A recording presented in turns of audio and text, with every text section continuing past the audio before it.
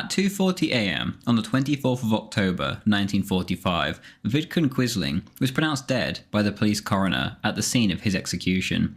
As he stood there just moments earlier with his hands bound to the planks behind him, he had proclaimed his innocence before both God and man. He believed himself to be a martyr for the Christian faith, and saw himself in much the same way as St. Olaf, in what he had to offer to the Norwegian people. But what was it that Quisling was trying to offer? Whatever it was, the Norwegians certainly for the most part weren't listening, and in the end, he has gone down in history as a traitor, and in fact, the name Quisling itself has become a byword for treason. Is this dishonour deserved? Is Quisling really one of the most traitorous figures in history? His story is little told in English, never mind every other language except Norwegian, and so it's well worth telling it in full for the world to hear, and then everyone can come to their own conclusions as to whether Vidkun Quisling really was a Quisling. A couple of things before we begin.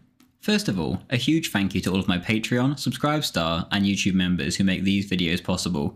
Without their kind support, I simply wouldn't be able to make these videos for a living, and I cannot thank them enough. So if you do want to support the channel, join our Discord, or our weekly Paradox games, then please do sign up by pressing one of the links in the description. Even the $2 tier helps immensely, thank you. And secondly, a quick disclaimer.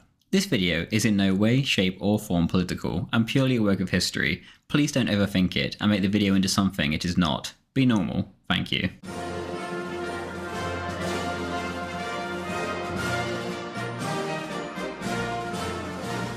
Vidkun Quisling was born to John and Anna Quisling on the 18th of July 1887. His father was a Church of Norway pastor, and as can be expected for the time, he raised his children in a strict fashion.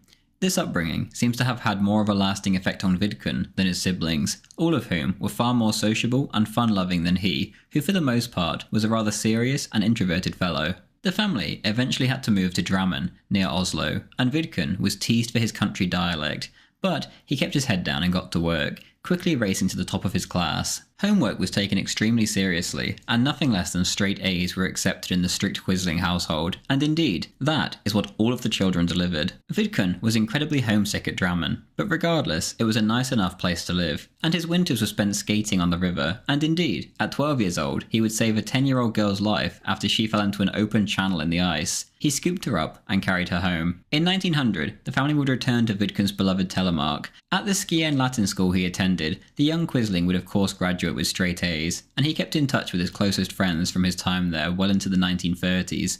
All of the other 4 or 5 boys of his group looked up to him as a genius, and were pleased that such a man would wish to be friends with them. He was a shy boy, but fiercely loyal and helpful, always friendly, and occasionally would allow himself to let out a smile. Even at this age, they found him to be extremely idealistic, but apart from that, he wasn't particularly unusual. He was also a very moral boy. One of his cousins, Signe Quisling, recalled, quote, "Vidkun was a Jesus figure for us. He was morality itself, and used to say to his mother, 'I want to become a doctor, but on Sundays I want to be a priest,' end quote." Instead of a priest, however, Vidkun Quisling joined the army as an officer in 1905, the same year that Norway separated from Sweden. In his final examination at the military academy, he averaged a score of 1.18, the academy's best ever result, which actually got him an audience with the king. On the 1st of November 1911, he was assigned to the general staff as an aspirant junior member aged 24. Eventually, he ended up in intelligence. Throughout the Great War, Vidkun had a fairly balanced view. He was initially pro-German, writing to his parents, quote, "I have just received the message that Germany has declared war on Russia. My sympathy in the war is wholeheartedly on the German side. I know what I owe to the German spirit," end quote. Later, he would give the impression of being in favour of the Entente as the war progressed.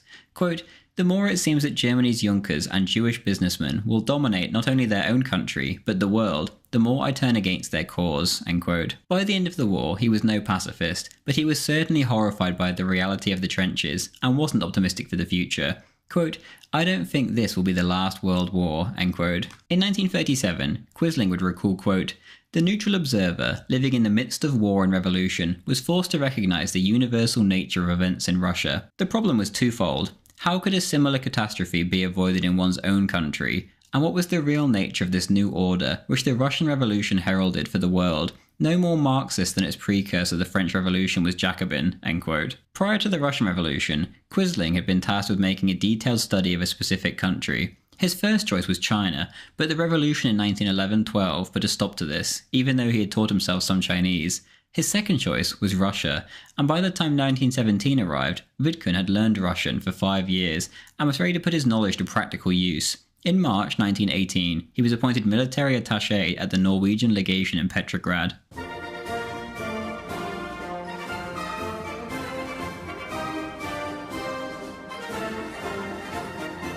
By the time Quisling set off, Europe was very much still tearing itself apart, and his train was not going via Sweden and Finland, but rather through Germany and past the frontier line of Brest-Litovsk. Once across the border, the passengers were transferred to shabby Russian wagons.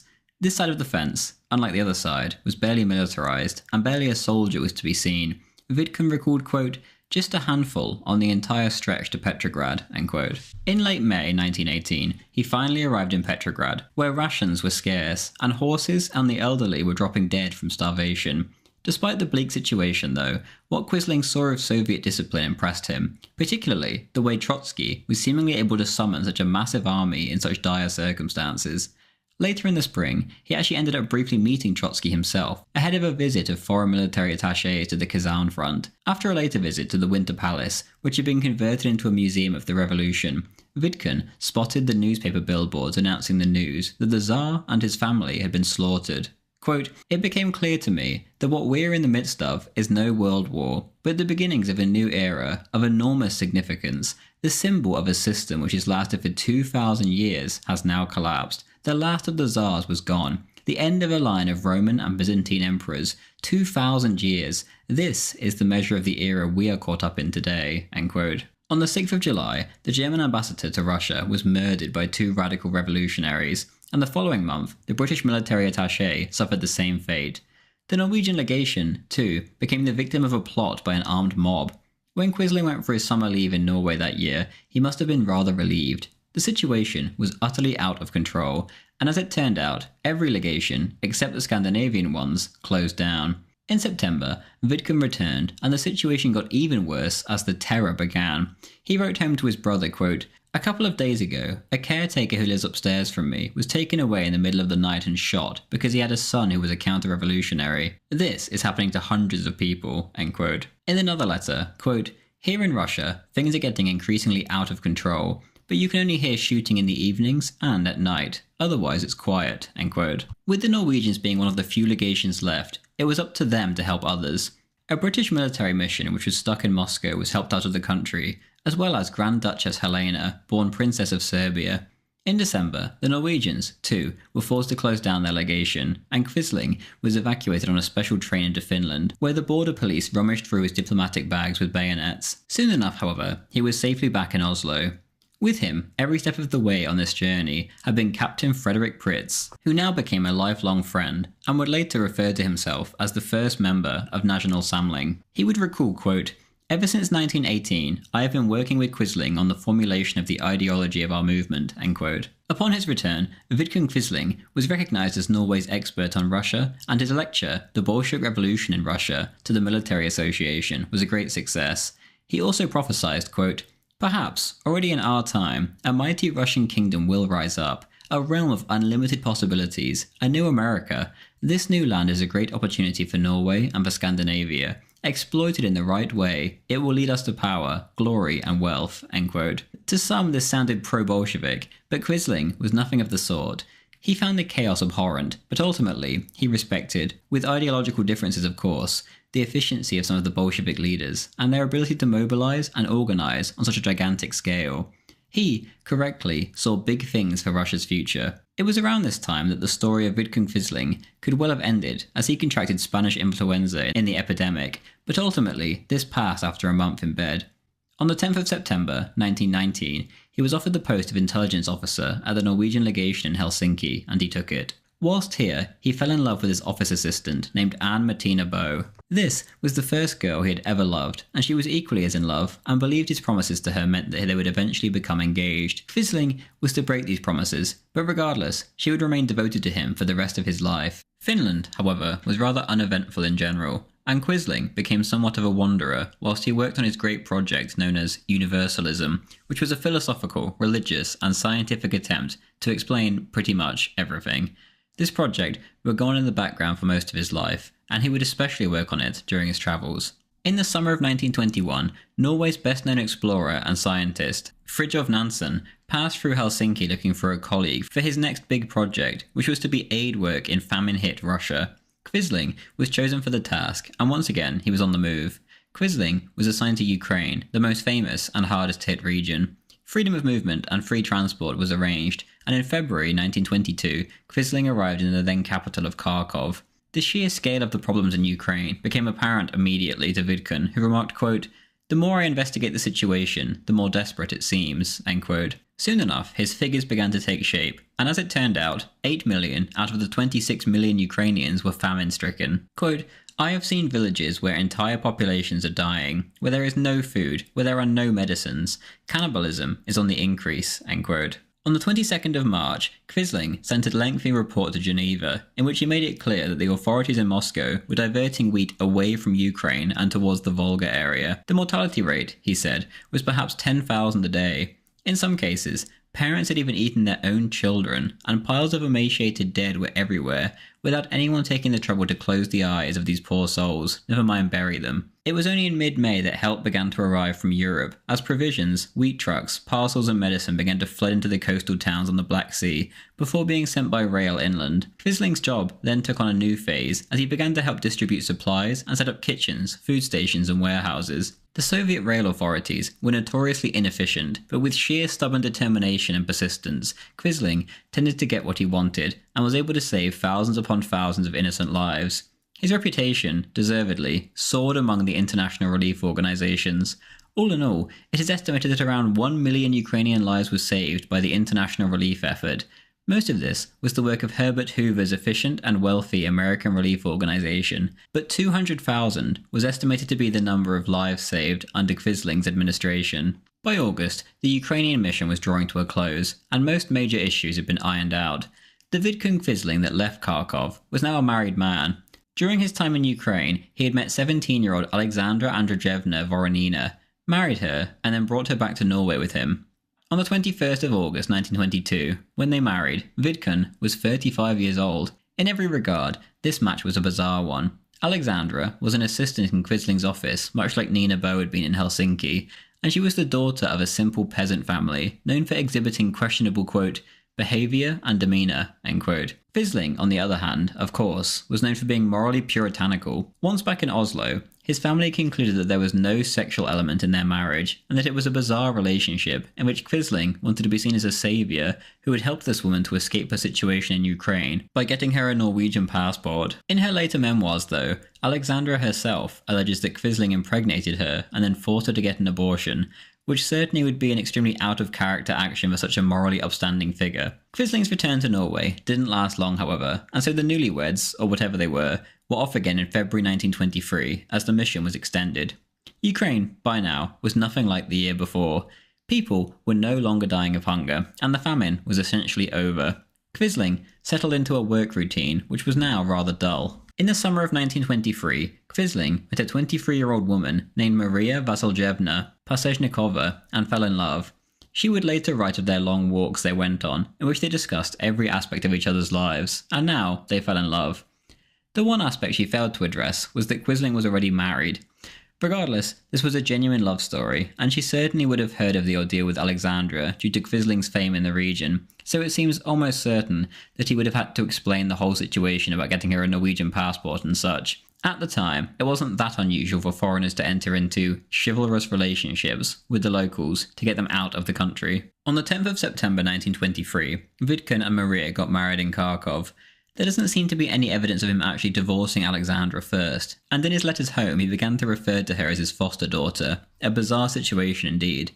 2 days after the marriage, the Ukraine mission once again ended, and Vidkun left with both women. Vidkun then left for Paris, where they lived and studied until the following summer. Due to austerity measures back in Norway, Quisling had been inadvertently pushing himself out of a job whilst being in Ukraine, and he was removed from the general staff. During the year in Paris, there was a brief foray into the Balkans, where Quisling was tasked with helping with the repatriation of Russian émigrés, but otherwise he passed his time browsing the used bookshops of Paris. In midsummer 1924, Quisling and his 2 wives arrived back in Norway, which, as was the case everywhere else they went, raised a few eyebrows. Vidkun's uncle Rasmus described the situation as depraved, and his father, the pastor, can hardly have been amused.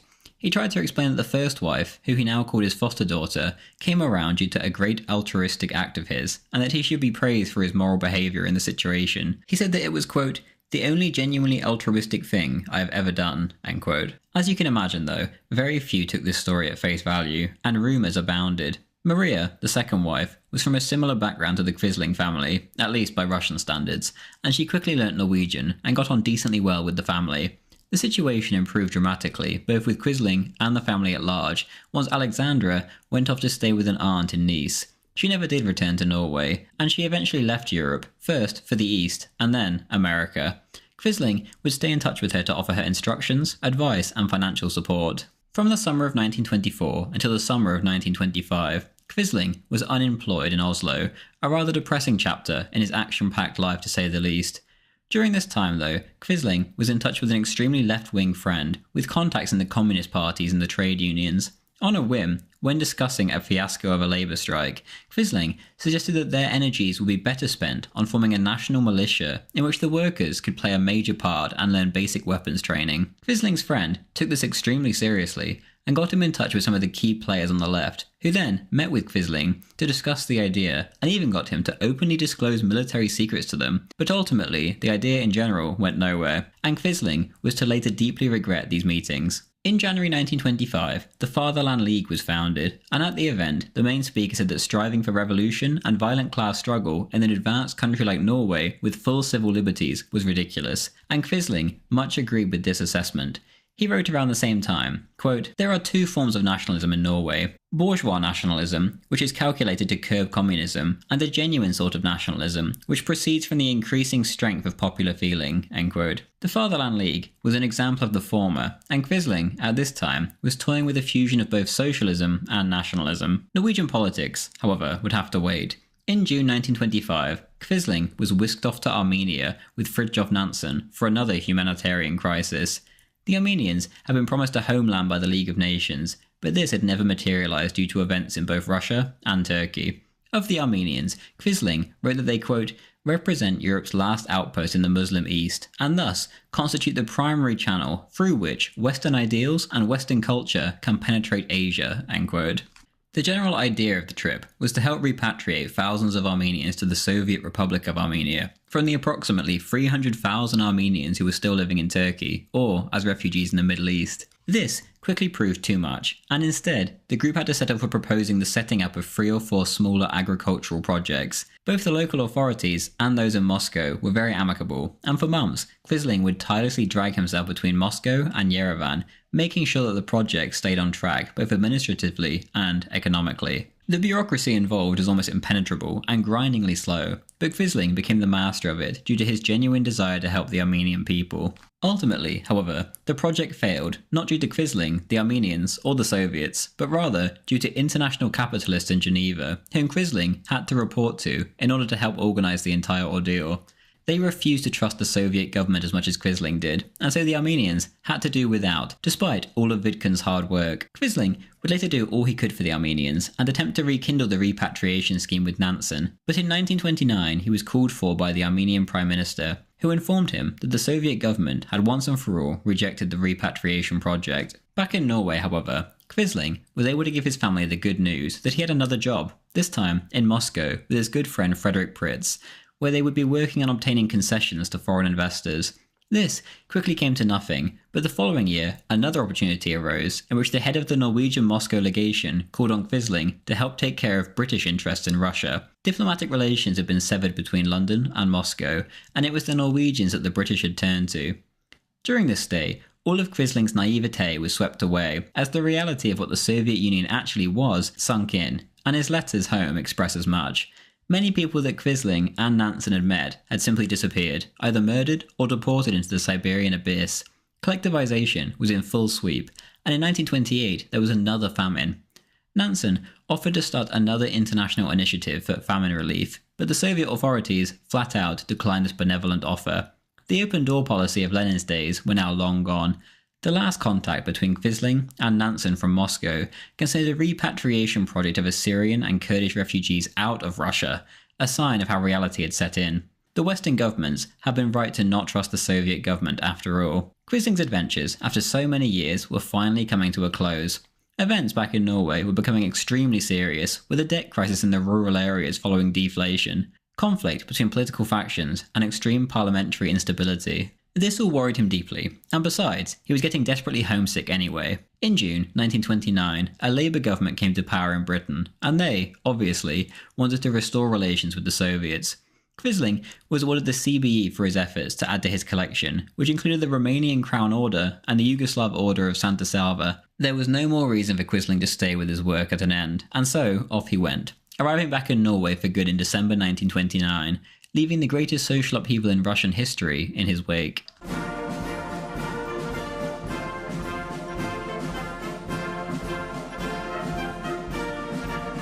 Whilst in Russia, Quisling had collected various treasures that had been sold off with the liquidation of the nobility, and once back in Norway, he used the funds from selling them to keep himself afloat so he could focus on politics.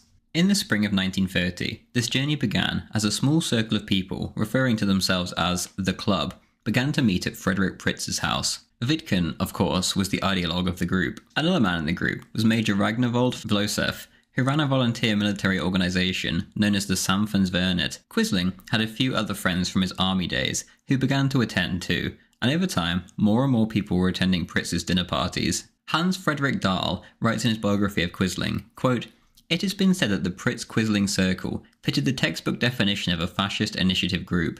It was certainly bourgeois, and consisted mainly of business people of various kinds, and of varying degrees of success. But what actually distinguished the group, and its core in particular, were all the middle-aged officers. This was a captain's movement, if there ever was one in Norway." Although Quisling was Pritz's intellectual superior, Pritz was the more articulate of the two, and thus functioned as the mouthpiece for their commonly held perceptions and beliefs. Pritz's friends remarked on how he would always look eagerly at Quisling when he was speaking, and always express his admiration for him. It was obvious that Pritz had one main reason for hosting these gatherings, and that was to launch Quisling, end quote. In that same year, Quisling released a book titled Russia and Ourselves, in which he spoke of the reality of Russia and the dangers of what the labour movement in Norway were trying to promote. The truth, finally being spoken about Russia, was of course highly welcomed by the right wing, and Quisling's masterpiece was the book of the season, and soon enough his name was everywhere, and he was being invited to dinner parties by some of the most influential people in the country. The election was just around the corner, and then Labour lost a dozen seats, which the party themselves admitted was down to scare tactics, including the Red Scare raised by Quisling. 2 weeks after the publication of the book, Quisling was invited to join the Fatherland League's Oslo board, which he accepted. This, of course, would never be enough for Vidkun though, and around the same time, he founded the Nordic Folk Rising of Norway movement with Pritz, and the founding meeting was attended by some 34 potential members, which included some of the capital's best-known doctors, lawyers, and company directors, as well as the core group from the Pritz dinner parties. Here, Quisling put forward a 5-point programme: overthrow Marxism, enhance the race, defeat Labour, establish a corporate state legislature, and pursue a foreign policy with a Nordic bias. Quisling was established as the Führer, similar of course to the German version of Führer, or Italian Duce. Plans were made for the private membership organisation to be thrown open for anyone to join, but soon enough, in May 1931, he had to step down. Pritz took his place, as Quisling had been offered a more important position as Minister of Defence in the new agrarian government. He was the only independent amidst a cabinet of agrarian party members. This was a turbulent time in Norway, in which she was at her economic lowest. In June, a communist horde swarmed the Norsk Hydro's Menstad plant and began assaulting the police that were present, hurling stones and iron at them. Quisling and the government decided to send troops in, and the situation was resolved. The Labour press, though, blew this measure up into a major event, and Quisling was painted in a terrible light. Details were then leaked of the secrets he had shared with the communists 6 years previously, and Vidkun was immediately seen as a political philanderer, unworthy of high office.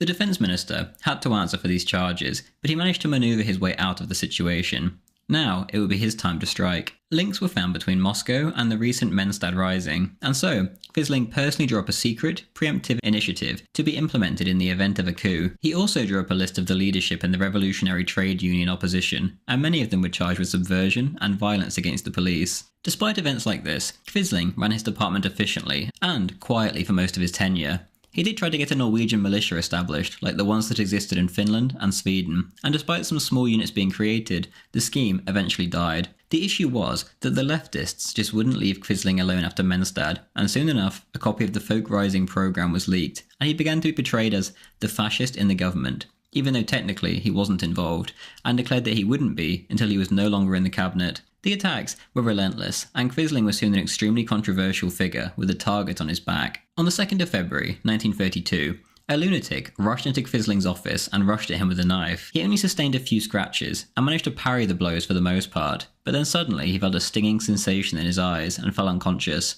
When he woke up, he was alone. It took a while for Quisling to admit that the police had to get involved, and when the story became public, it became the story of the winter. The Labour press, however, spread sickening libel about Quisling, and suggested that the entire affair had been staged, and so, over time, the affair began to be framed as whether it was real or not, even though the police released a medical report which proved Quisling's version of events. The attacker, though, was never found, and it was only in 1945 that Quisling actually admitted all he knew.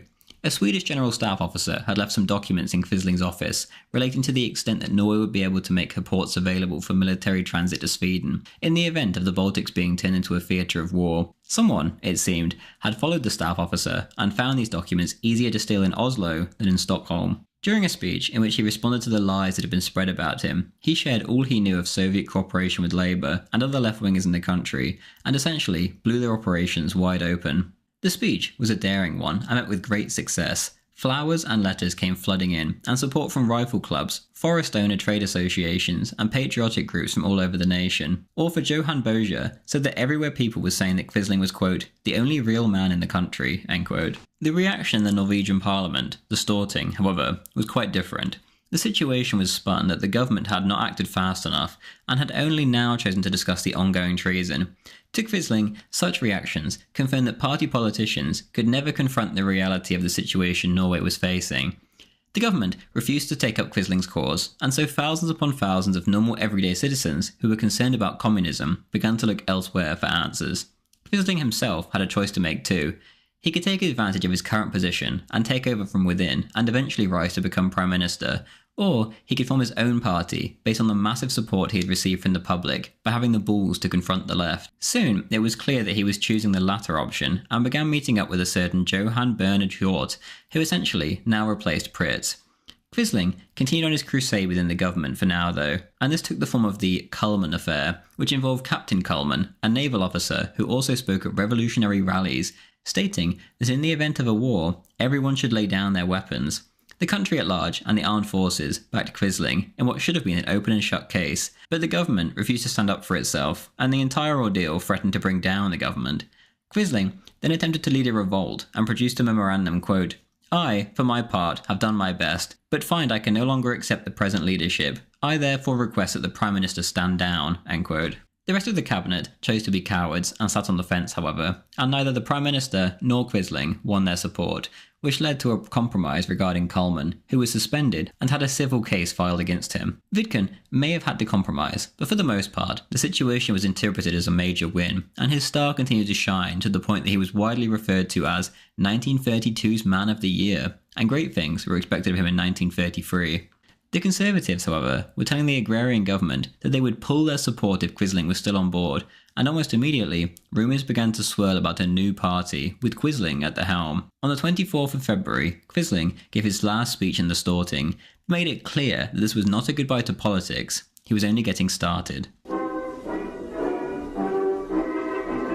On the 13th of May, 1933, the National Samling, aka National Union, was founded, and the manifesto contained the following statement, quote, National Union will support those parliamentary candidates, both its own and others, who commit themselves in advance to the forming of a national bloc in the Storting. Our aim is to establish a strong and stable national government, independent of ordinary party politics, end quote. The initial wave of support that was expected to form up behind Quisling, however, did not materialise. There was no general welcome, and the Fatherland League denounced the founding of a new right-wing party, whilst most of the right-wing press only briefly mentioned it. The propaganda officer, Walter Fürst, proved to be a genius in his role, however, and so he did his best to make the most of the situation. Within weeks of the party's founding, the yellow St. Olaf's cross on a red background was to be seen absolutely everywhere. Frederick Pritz, meanwhile, was placed in charge of the party's finances.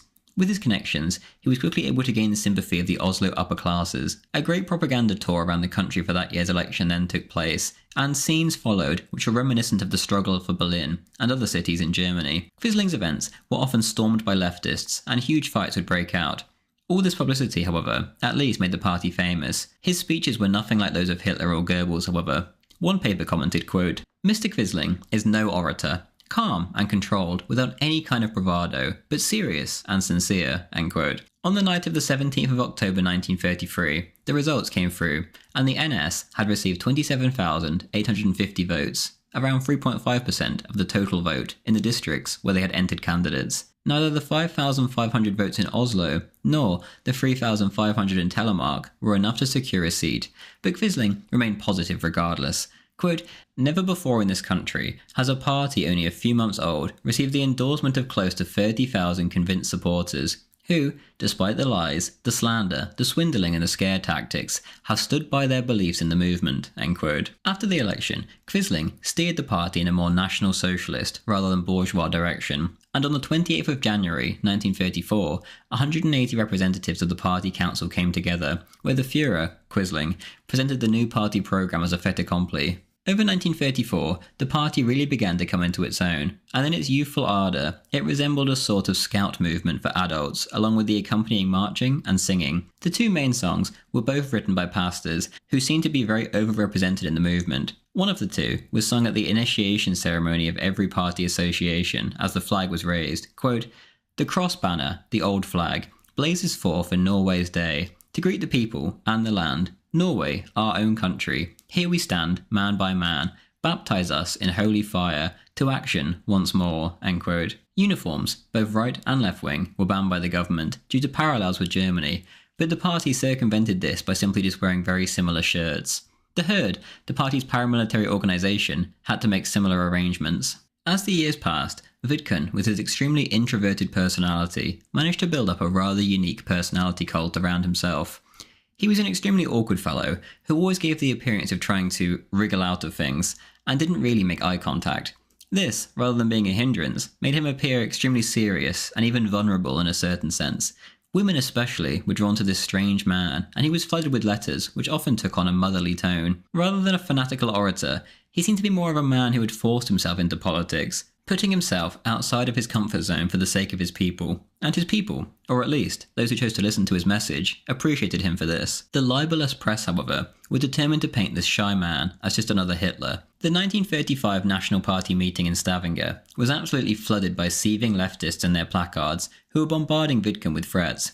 Worst of all, the local Herd unit hadn't arrived yet to protect him. Regardless, the show went on, and Quisling made his speeches as the leftists booed in the background. As Quisling got to the topic of the horrors of communism, the veins seemed to pop out of the leftists' head with rage, but there was nothing they could do. No one would listen to their cries. Their rage, it seemed, was channeled into lying about what Quisling had said on stage. After the party meeting, the leftist press ran with the headline, quote, "Quisling's threats at Amley. Heads will roll if the NS comes to power," end quote. Quisling, of course, had said nothing of the sort, and he issued denials to this effect. These denials were not picked up by the libelous press, and so Norwegians were led to believe that Quisling was threatening actions akin to the Night of the Long Knives or worse. Slander, every bit of it. From this situation onwards, party activists immediately noticed an instant hardening of public opinion. One historian of the party noted, quote, "Heads will roll spread like wildfire through the country and provoked enormous indignation," end quote, and said that it contributed, quote, "enormously to the poisoning of people's minds against Quisling and the NS," end quote. Sign-ups throughout 1934 had been steady, and in August 1935, the party peaked with 127 local branches. As soon as this story spread though, sign-ups instantly entered a state of stagnation. Between the summers of 1935 and 36, 1/3 of the entire party membership disowned the party when the stakes were down. Even Quisling's brother and uncle bailed, and the small number of new recruits were never able to make up for the immense exodus that summer. Quisling's moment, it seemed, had passed. Dahl writes of the reality of Quisling. He was no Hitler. Quote, "There is little to suggest that Quisling's political thinking in the early 1930s found its inspiration in either Adolf Hitler or Benito Mussolini or any other fascist leader. When defining the precise nature of the NS, he would sooner find parallels in religious ideals than in foreign political movements. His audiences were often struck by his biblical references or his frequent exhortations to "First seek God's kingdom and his righteousness," end quote. Quisling himself had addressed this libel right from the beginning. From August 1933, quote, "We are not trying to adapt any foreign teachings to Norwegian conditions. What we are proposing is natural for us. We are aiming at a solution on specifically Nordic terms. We want neither fascism nor National Socialism," end quote. Dahl again, quote, "Quisling himself, on the other hand, was from the outset neither particularly German nor Italian in sympathy. Culturally, he was above all pro-British. During his time with the League of Nations, he had learned to admire the British civil service, and like Nansen, he spoke English better than any other foreign language, having taken German no further than school. He read the Times every day, and had more English than German, French or Russian books on his shelves," end quote. Anti-Semitism, too, was rather foreign to Quisling, until it hit him in the face in 1934. Max Hoden, a Jew from Germany, had visited Norway in 1931 to give a talk to a student association regarding sex education. Then, in 1933, he was arrested in Germany briefly. In 1934, he turned up in Norway and immediately began to repeat the same behaviour that had got him in so much trouble in Germany. He wrote a pamphlet regarding married life, which sparked off a long NS campaign fighting back against such degeneracy. A lecture he gave was reported to the Ministry of Justice for showing, quote, "a contempt for religion which defies all description. He blatantly encourages young people to satisfy their sexual desires through masturbation and homosexuality," end quote. The NS demanded that Hoden be deported, and the struggle against Hodenism became a fixture in the party's cultural programme, as the party sought to stamp out homosexuality, birth control, abortion, and other degeneracy from Norway. Wilhelm Reich, too, also emigrated to Norway. This Jew was the one who coined the term sexual revolution, and, as you can imagine, he also promoted extreme degeneracy in NS eyes. With Jews like these entering Norway, anti-Semitism, both inside and outside of the party, increased. This issue caused somewhat of a split in the party. The Protestant wing of the party tended to be rather philo-Semitic and found any criticism of Jews to be offensive, despite the fact that the criticism tended to be regarding Jews subverting Christian morality. The more secular wing of the party was far more anti-Semitic. Quisling himself remained rather aloof, but when he read out the resignations from philo-Semitic pastors, he took their complaints as personal insults. Many found this behaviour rather strange, given that Norway's 1814 constitution stated, quote, "Jews are not to be permitted in the realm," end quote. This Protestant philo-Semitism was a very new phenomenon. Regardless, Quisling admitted that the topic couldn't be avoided, and so the party was declared to be anti-Jewish, but not against individual Jews. In early 1936, the NS prepared itself for that year's election, and Quisling began to tour more extensively than ever.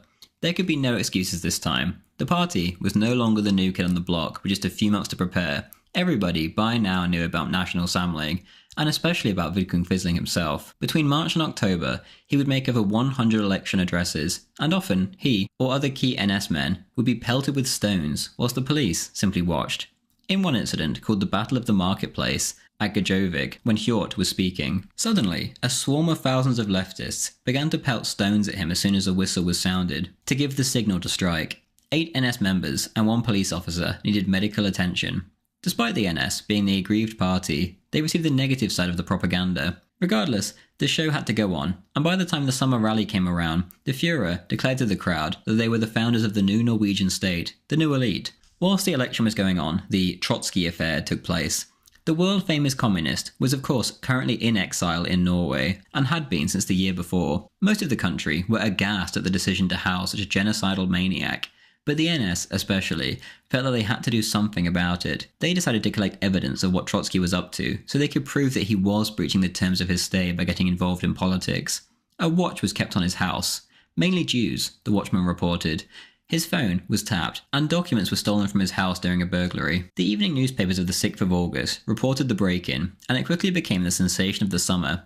Hjort submitted a report on Trotsky complete with evidence of his political dealings, which should have been grounds for deportation. The government sided with Trotsky, and the culprits were arrested and taken to court. Stalin, however, jumped in to save the day.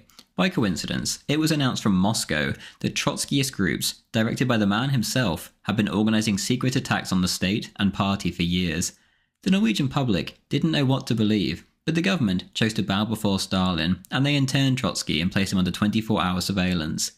The NS newspaper, Fritt Folk, reported, quote, "NS victorious in Trotsky case. The government gives in to Stalin," end quote. The victory couldn't have been more total. The government had proved that it took orders from Moscow and had interned its own communist guest. With this victory, the NS took the time to proclaim how right they had been with their anti-Semitism, given that Trotsky was of course Jewish. This should have helped in the election, but the results were absolutely catastrophic for the party. The party had actually lost ground since 1933, and not a single seat had been won. 10 days later, Quisling addressed his party and told them not to worry. The other parties may consider the NS to be finished, but in reality, the national breakthrough was unstoppable. This was Quisling though, not the party at large. Almost everyone else immediately began to infight and look for the reasons why the party's support had slumped so much. Quisling had his own opinions. He believed that a separate corporate assembly and guild organisation should be built up so as to eventually take over the Storting during a time of crisis, which he believed to be soon. Quote, "The country and the people are heading towards calamitous times," end quote. Quisling really does seem to have believed this, as well as the fact that the party was, quote, "possibly stronger today than ever," end quote. Reality disagreed. Quisling's closest collaborator, Hjort, broke away and took others with him. Dahl writes, quote, "The disagreements between the two leaders were exacerbated by a personality clash. Hjort was proud and bold, Quisling hesitant and vague. Where Quisling had vision, Hjort demanded results," end quote. This was just the beginning. For the rest of the year, and throughout 1937, thousands of members began to either leave directly or let their subscriptions expire. During the summer of 1937, many district parties and organisations were closed down. In October, there was the municipal elections, which once again proved to be a huge failure. The NS chose to run in only 20 out of several hundred municipalities, and in all but 2 cases, there was a dramatic fall in votes. Quisling remarked, quote, "A great many of our erstwhile supporters must have deserted us," end quote. He then quoted Peter the Great and stated, quote, "They will beat us until we learn how to beat them," end quote. Most parties at this point would have simply folded, but that was not how Vidkun operated. The party office had to be vacated for a smaller location, and Quisling himself was barely making ends meet, and ended up having to live off of his mother after his inheritance from his grandmother ran out in 37-38. Despite all this, the show had to go on. In 1938, Quisling quite rightly saw the direction that Europe was drifting, and he argued that Norway had to increase her armaments to a level comparable with those of her neighbours. He also suggested that Norway should leave the League of Nations, given that her neutrality would be essentially unworkable in any future war. In his predictions of both Norway and Europe at large, he was absolutely spot on. He did not want war, and he wanted non-involvement more than anything else. But Norway had to be a prickly hedgehog which no one dared to touch, not a speed bump like Belgium would be. Norway at this point only spent half of what Sweden did, and a third of what Finland did per capita on defence. Just relying on British naval hegemony would not be enough this time around, Vidkun correctly argued. In general, Quisling believed that Britain and Germany should come to some kind of agreement in which British naval hegemony and German continental ambitions should be balanced out. This was exactly what Hitler wanted too. This was, of course, just in an ideal world. Quisling knew this would not be the case in reality. For the party itself, things remained bleak at home. But as Europe was sprinting towards war, Fritz Clausen of the Danish National Socialists decided that now was a good time for Nordic cooperation. Quisling of NS, Sven Lindholm of the Swedish SSS, and even Oswald Mosley were invited down to Denmark for a meeting at Kolding, which took place on the 17th to 18th of June 1939. Mosley couldn't make it, but the other two could, and things went well. Quisling got on especially well with Clausen, and the two bonded on their shared experiences in Russia during the Revolution. The latter was from South Jutland, which was then part of Germany, and he had fought for the German army in World War I on the Eastern Front, and spent 3 years in a POW camp. During the planning for this trip, Quisling had received another invitation, this time from Rosenberg, to the Nordic Association in Lübeck. If this wasn't enough, then suddenly another invitation arrived for Quisling to come to Berlin. The trips then took place in a round-trip fashion. Oslo, Berlin, Kolding, Lübeck, Copenhagen, and back to Oslo. In Germany, Quisling embarked on a hectic round of meetings and conferences, and was always received warmly. One of the meetings was with Rosenberg himself, who was fully briefed in advance, and he gave Quisling a whole hour to expand on his idea of a Germanic alliance against the dangers from both the East and the West. The Rosenberg connection led to a meeting with Paul Kerner, Permanent Undersecretary of the 4-year plan. A 6.5 million mark request was put in for a subsidy for a pro-German daily newspaper in Norway, which was accepted. Another meeting was with a certain Mr. Laroche, a businessman seeking to promote an ideology in Norway which was similar to National Socialism. Quisling agreed to act as an advisor for the project in return for a small fee without thinking much about it. As it turned out, Both men involved in the project were using fake names and were involved in a large-scale espionage operation in Scandinavia. Quisling, with a military background in sniffing out subversion, didn't suspect a thing. Moving on to the Lubeck Nordic Association meeting, Quisling once again met with Rosenberg and stressed how precarious the situation was in Norway at the moment. Later in August, at that year's party conference, Quisling would say similar things. Quote, "After years of tireless struggle, with high points and low, we are now, at our 7th party conference, facing the possibility of events that could be decisive for this country too," end quote. And he stated that the NS could, quote, "continue to be the kernel around which the national rising can crystallize when the time is right. This time seems to be upon us," end quote. He continued on to discuss the ongoing discussions between Britain and Russia in Moscow. If this alliance were to come about, then Quisling stated, quote, "We will be forced to prepare ourselves for the fact that Norway and the North will become a theatre of war," end quote. If this was the case, he said, then neutrality would have to be abandoned, and Norway would have to, quote, "go with Germany," end quote. A few days later, the war that Quisling had predicted for so long became reality. Norway, however, did not go with Germany. She went with Britain. Just like in the last war, she decided on being Britain's neutral ally.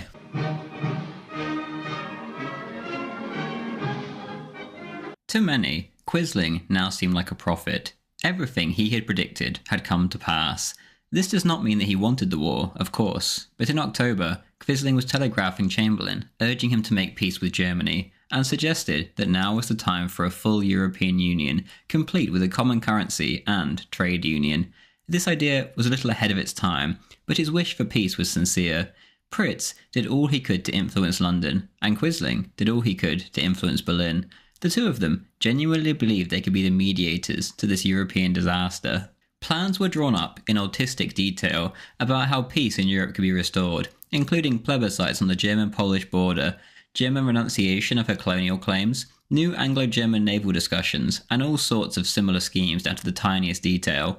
All of this, though, came to nothing. When it came to the Winter War, Quisling was once again able to accurately predict the outcome. Dahl writes, quote, "In the war between the Soviet Union and Finland, which had just started, Quisling was of the astonishing opinion that the Finns would be able to hold out for quite some time, provided they received consignments of weapons from Sweden. He considered the Red Army had been considerably weakened by Stalin's purges within the officer corps, and thus the Soviet fighting machine should not be overestimated, especially not by the Germans. But now, of course, Germany had made common cause with Russia through the unfortunate non-aggression pact. Quisling agreed with all Noak's other Norwegian informants that the Soviet invasion of Finland constituted a serious political problem for Hitler too. Besides, Quisling saw the pact as an error in relation to what in the final analysis was Germany's real mission in Europe, to liberate Russia and the eastern region, to establish free nation-states, and to create a unified technical and economic area under German influence, which would extend from Western Europe to the Urals," end quote. In the same vein, quote, "The gains would be tremendous. The unpopular Soviet government would fall, and the one-party dictatorship would come to an end. People everywhere would rise up and re-establish their nation-states. Not only the Ukrainians and the Belarusians, but also the Russians, the Turks, the Uzbeks, and scores of others. With German capital and organisation, the newly liberated nation-states in the East would flourish." He told Noack that a small group of Norwegians with some basic organisation and modest capital from Norwegian shareholders had been sufficient to manage the enormous forest area around the Davina with a good profit, end quote. Dr. Ulrich Noack, the well-connected German whom Quisling shared these ideas with, was immediately captivated by them and presented them at the highest level in Berlin, if not to Ribbentrop, then maybe even to Hitler himself. At Noack's encouragement, Quisling headed south again to Germany on the 9th of December 1939 and told no one of the purpose of his visit. On the 11th of December, Quisling met Rosenberg, who in turn suggested he meet Grand Admiral Raeder, who was free later that day.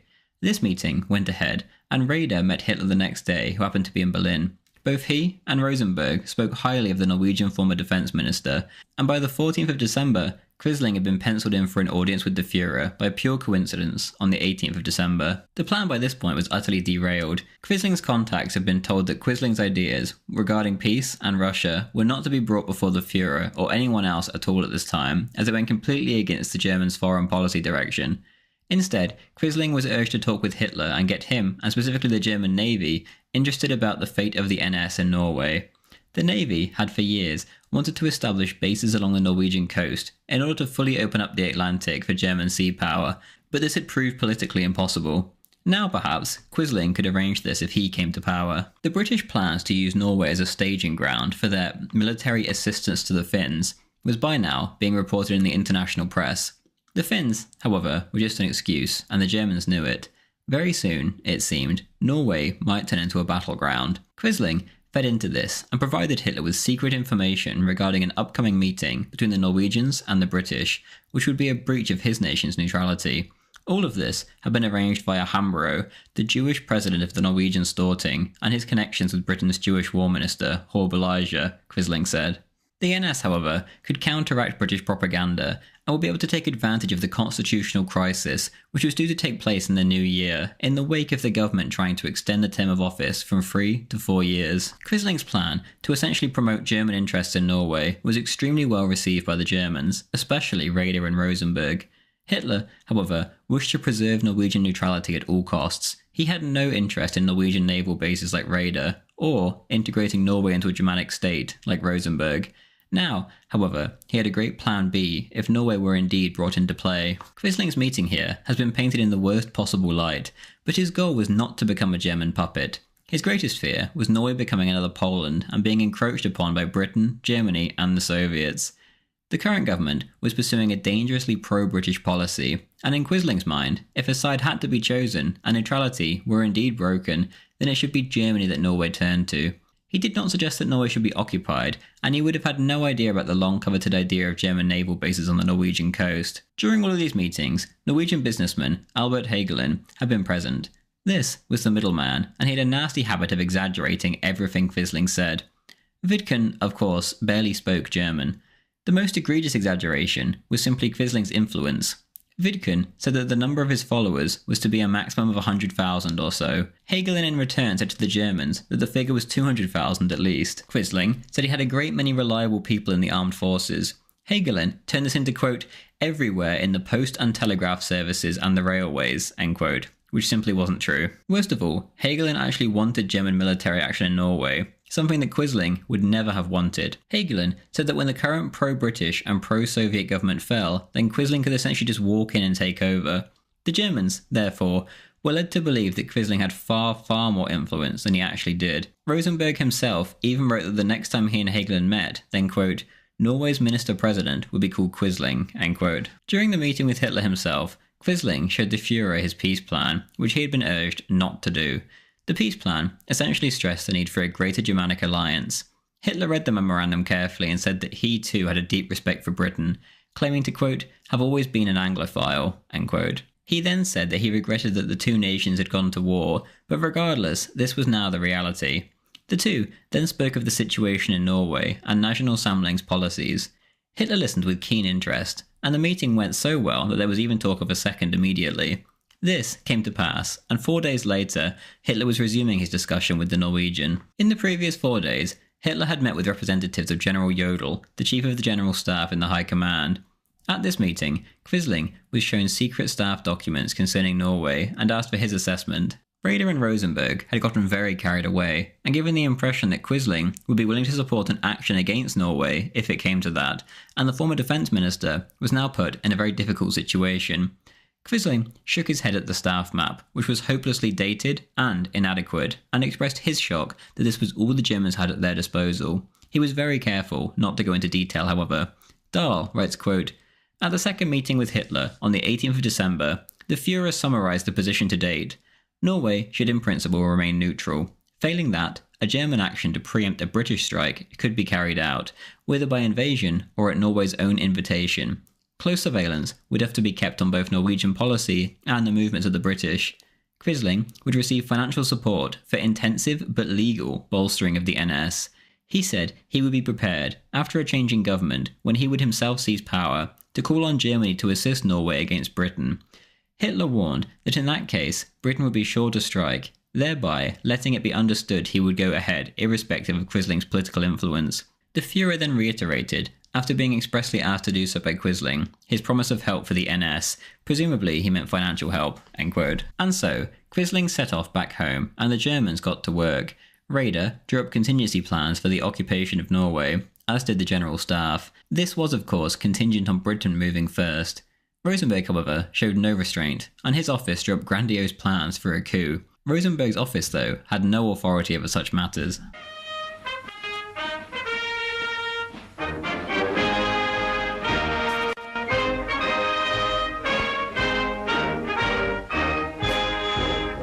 On the 9th of March, Vidkun Quisling proclaimed, quote, "If enough influential Norwegians had joined the NS in time, Norway's neutrality, defence and supplies would all be guaranteed today, and the Norwegian people would be able to face the future with confidence. But when the people stood at the crossroads, they chose Barabbas." End quote. Quisling had long known something was coming. Even during the Winter War, he had tried to restrain his eager young followers who wished to volunteer to assist the brave Finns. They were needed at home, he proclaimed. At the time, he sounded insane, and many simply disregarded his advice and went anyway. Throughout most of the winter, the man himself was actually nowhere to be seen, and was laid up in bed with a 40-degree fever. Those who did see him, when he dared to venture out to buy a newspaper, thought he looked like a ghost. Those who met him and heard him talk said he sounded delirious, and that they could barely make out what he was saying. It was only on the 13th of March that he was well enough to return to his office, and even then he was terribly sick. Back on the 16th of February, the British attacked the German merchant ship Altmark in Norwegian waters, and showed the world that they had been working with the Norwegian government. The Germans quickly became aware that the Norwegian government had given assurances not to fire on British ships no matter what, and that preliminary discussions had already taken place regarding more extensive collaboration. This was not true neutrality, and certainly not the kind that Hitler had envisioned. The next day, crowds in Oslo cheered and gobbled up Churchill's propaganda wholesale. One of Quisling's close associates reported that the Norwegians were, quote, "actually celebrating the British action," end quote. Ever since his meeting with Hitler, Quisling had heard nothing else, and this was precisely the way Hitler had ordered things to go. Whilst laid up in his sickbed, however, he must reasonably have concluded that Plan B was now on the cards. Back in Germany, unbeknownst to Quisling, Hitler and Rosenberg seemed to have written off the idea of a Quisling-led coup 3 days after the Altmark incident. On the 5th of March, in fact, Hitler had decided on a policy of cooperation in which Denmark and Norway would be occupied in a lightning strike, and the governments would be allowed to carry on as normal if they simply accepted the military fait accompli. This indeed turned out to be the case in Denmark, but this objective failed miserably in Norway. On the 31st of March, Quisling received a telegram from Berlin, which told him that it was imperative that he be in Copenhagen on the following Wednesday. Initially he resisted, as this would of course get the attention of both the Norwegian and Allied intelligence services, who were now swarming all over Norway. Regardless though, he gave in, and on the 2nd of April he took the night train down to Copenhagen. The meeting was unproductive though, and German intelligence officer Colonel Hans Piekenbrock reported, quote, "Quisling's answers to specific questions were generally elusive," end quote.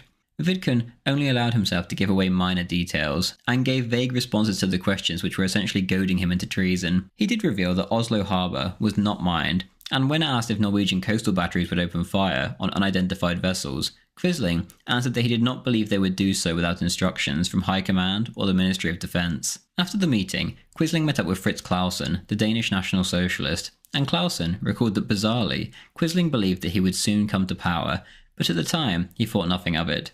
On the 6th of April, Quisling returned to Norway and addressed most of the key party members, but revealed nothing about the obviously imminent German plans. The rumours of the British invasion, too, were intensifying. Norway was right on the brink. On Monday, the 8th of April, as the party leadership met at the office, the news finally broke. The Allies had brought the war to Norwegian territory by laying mines in Norwegian waters. The Storting that day chose to not keep their people informed and reassured. Instead, they remained in closed conferences. When the government finally did talk, they had to admit that 3 days earlier, the Western powers had disregarded Norwegian neutrality in a diplomatic note, but they had chosen not to tell the public about it. As for the mines, the government just said that they would remove them. That was all. Quisling must have been licking his lips with anticipation at how events were going. Leaflets began to be distributed around Oslo, demanding, quote, "Norway must without delay acquire an effective national government," end quote. The herd was called up, and the party demanded power now to solve the crisis. As the day progressed, rumours of the inevitable German response began to swirl, and sure enough, Clausen's people were on the phone from Copenhagen with news that a German fleet was moving through the Danish Straits. At 6 p.m, news came in that a German ship had been torpedoed outside Kristiansand, and an hour later, the state broadcasting service reported that between 50 and 100 ships had been seen heading north.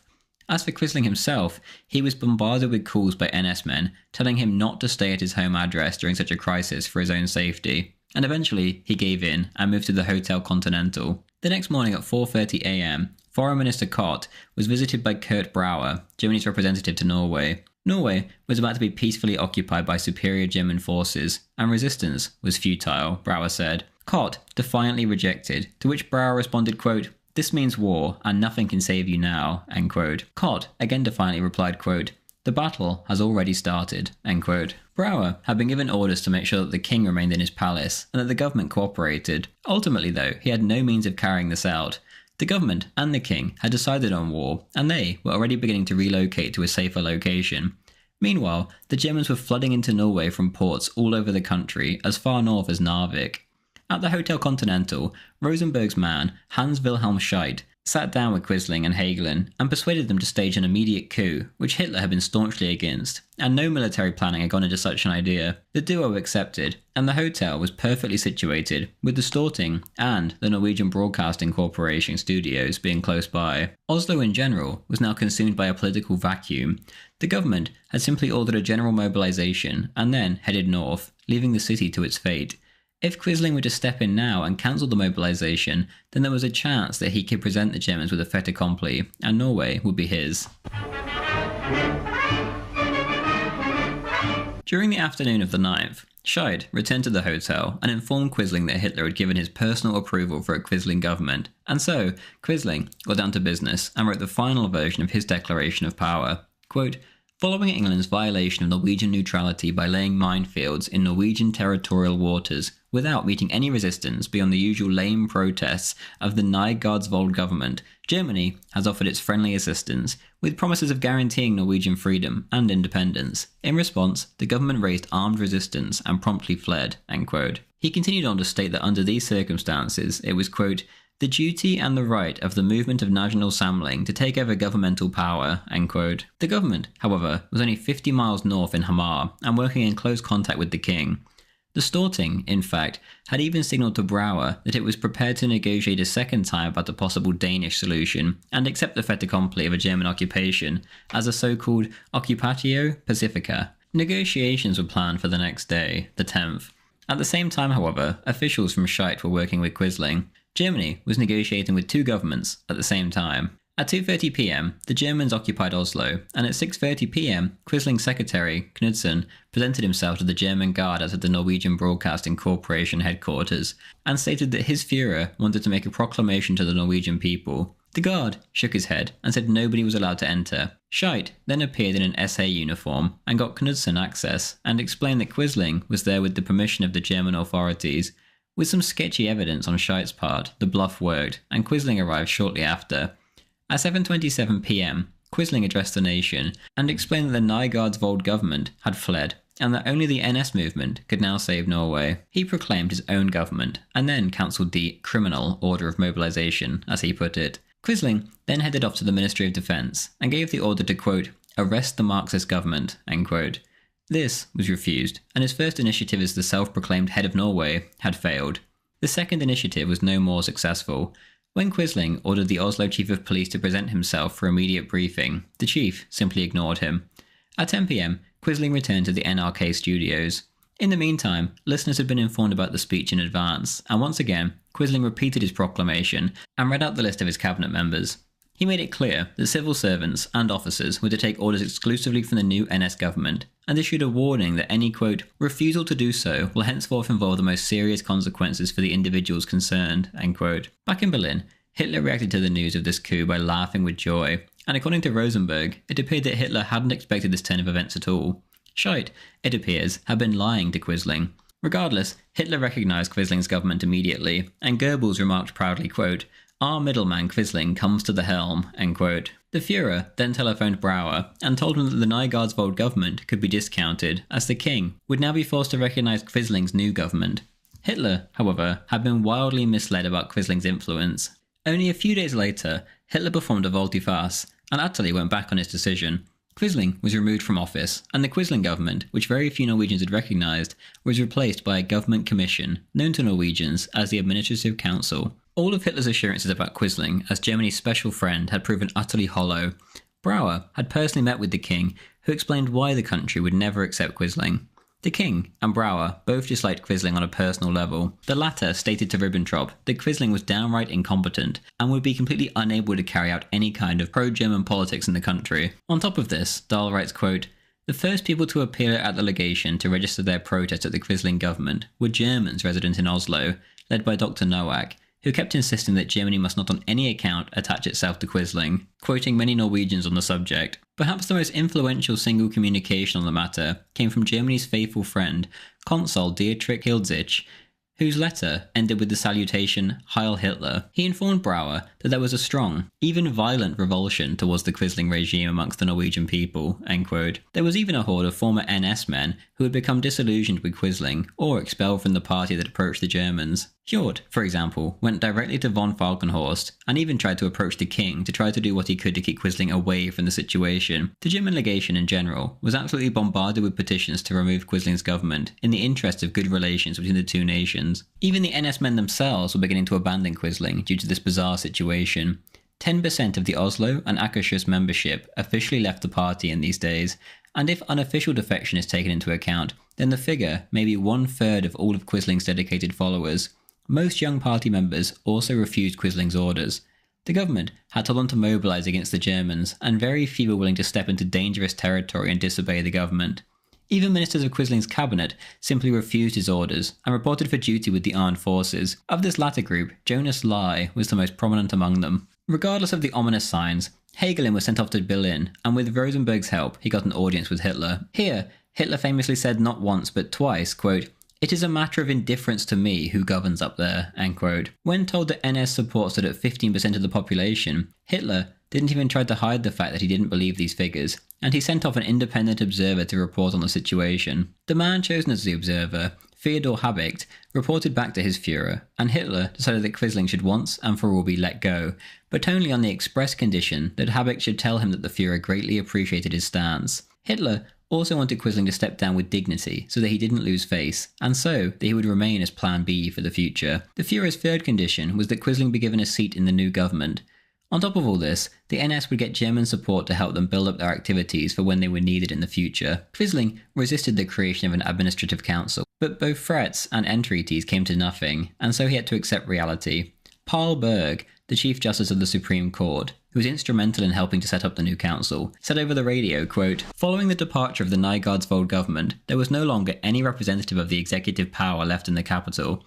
During this fateful time, Mr. Quisling has acted in order to prevent bloodshed in the occupied areas and to maintain calm and order. By stepping down at this point, he has shown once more his sense of responsibility and his patriotism. I, therefore, on behalf of the Supreme Court, extend my thanks to Mr. Quisling for his announcement, which has made the establishment of the Administrative Council possible," end quote. Dahl writes, quote, "In a letter to Hitler at the end of April, Quisling outlined his feelings and questioned the value of the reserve arrangement as the press and public opinion in Norway so ruthlessly denounced him and his movement as treacherous and kept attacking him for unwarranted collaboration with the enemy. Why is Quisling so much hated?" asked the NS paper Fritt Folk in a survey of the injustice being heaped on their Führer. The answer, which could not be touched upon, but which everybody could see for himself, was that he had simply fundamentally miscalculated both the public's feelings and its sense of morality. An officer and a party leader attacking his king and government from the rear during a national emergency was quite simply outrageous and unpalatable to most people. Quisling underrated both the extent of this outrage and the depth of the underlying feelings, and found himself denounced by the whole world, end quote. Late in the spring, Quisling became a byword for treason, as Churchill, in a speech to the leaders of the Dominions, said, quote, "A vile race of Quislings, to use the new word, which will carry the scorn of mankind down the centuries, is hired to fawn upon the conqueror, to collaborate in his designs, and to enforce his rule upon their fellow countrymen, while grovelling low themselves," end quote. Even Quisling's good friend Clausen down in Denmark was aghast at what had gone on. When Danish National Socialists were working for their leader to join a coalition government set up under German occupation, Clausen refused. He stated that he, quote, "did not want to ride on German bayonets like Quisling," end quote. In general, he then kept his distance from his old friend. When the Netherlands was invaded in May, Anton Mussert specifically asked the foreign ministry to clear his name from any suspicion of treason, a la Quisling. Even the Quisling family was distancing themselves. Aunt Melaine wrote to Jorgen Quisling, Vidkun's brother, and asked him and his brothers not to visit that summer, as the village was so full of hatred that she feared an arson attack. Her kitchen window had already been smeared with tar. Quote, People feel sorry for those of us who carry the name Quisling, and there are those of us who would like to change name, end quote. If it was any consolation, however, the Administrative Council, which Quisling so hated, collapsed after only 2 days, as the king was utterly opposed to it and said no, choosing to fight on instead, come what may. The Germans would now have to secure their own peace. On the 24th of April, Joseph Terboven, district party leader from the Rhineland, became the new supreme authority in Norway as Reichskommissar, answerable only to Hitler himself, a much simpler solution.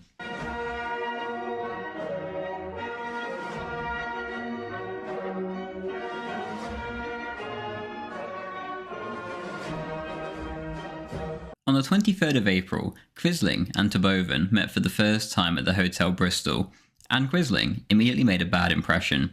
Terboven reported that he was slow, hesitant, and dull. Quote, not at all the right sort of personality to lead a National Socialist party, end quote. Later, he would say that Quisling was, quote, stupid to the nth degree, end quote. After the first meeting, however, he straight up said that Quisling ought to be replaced. Terboven, however, was perhaps too harsh. He was asking probing questions, which Quisling found suspicious, and so Quisling came off as extremely evasive.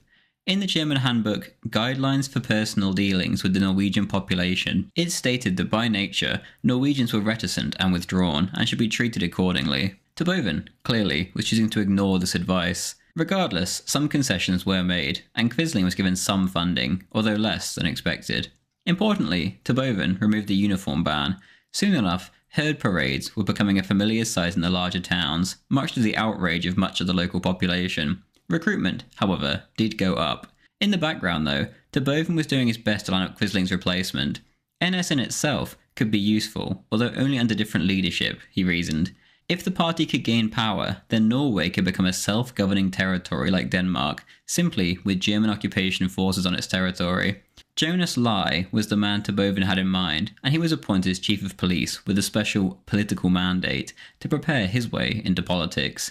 He was then approached unofficially by Terboven and told about the plans for the party's reorganisation. On the 25th of June, Terboven summoned Quisling to his office and asked him to stand down as leader of the NS and go to Germany in order to take up the study of constitutional law. As for a successor, Terboven reassured Quisling that he would handle that himself. Vidkun, of course, protested, but Terboven warned him that if he failed to accept this offer, then all German funding would be cut from NS and a new movement would be easily created within 2 months to fill the void. Terboven then suggested that perhaps Quisling could become president of Rosenberg's Nordic Society, or take over the post of Norway's envoy to Rome. Quisling was blown away by this bombshell, but was forced to accept. On the 29th of June, Quisling was made to sign a document by Terboven, which stated that he would take up temporary residence in Germany. In the meantime, he said, the party would be resurrected. He then made sure to remind Quisling that once upon a time, Hitler, too, had withdrawn from the party leadership after the failed 1923 coup. There was, of course, the question of the successor. Before Quisling could even suggest that he wanted Hagelin to take over in his absence, Terboven announced that he had already appointed Jonas Lai. Hagelin, who was outside, looked on furiously as Quisling just kept meekly capitulating. He was a man who actually stood up to the Germans, and for this he was widely admired throughout the party. After the meeting, Quisling was urged to renege on the entire ordeal.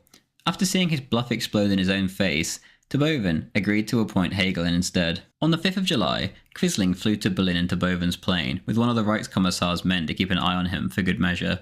The period from the 5th of July to the 20th of August, however, are among the least well-documented periods of Quisling's life. He barely made any entries in his diary and didn't keep in touch with the party at home. Maria was meanwhile left home, crippled by anxiety. Whilst in Germany, there was only one thing he wanted, which was, of course, a meeting with Hitler to plead his case. Terboven's agents could be anywhere, and so he couldn't particularly pursue a meeting openly, but regardless, Rosenberg and Raeder were very active on his behalf. They both identified themselves with Quisling and his case, and they regularly went to Hitler to discuss the Norwegian question. The reports reaching Rosenberg were extremely worrying. Terboven was attempting to strangle the NS economically, and putting every obstacle in the way he could regarding Hagelin's leadership. On top of this, he began to support a different right-wing circle instead, led by Hjort.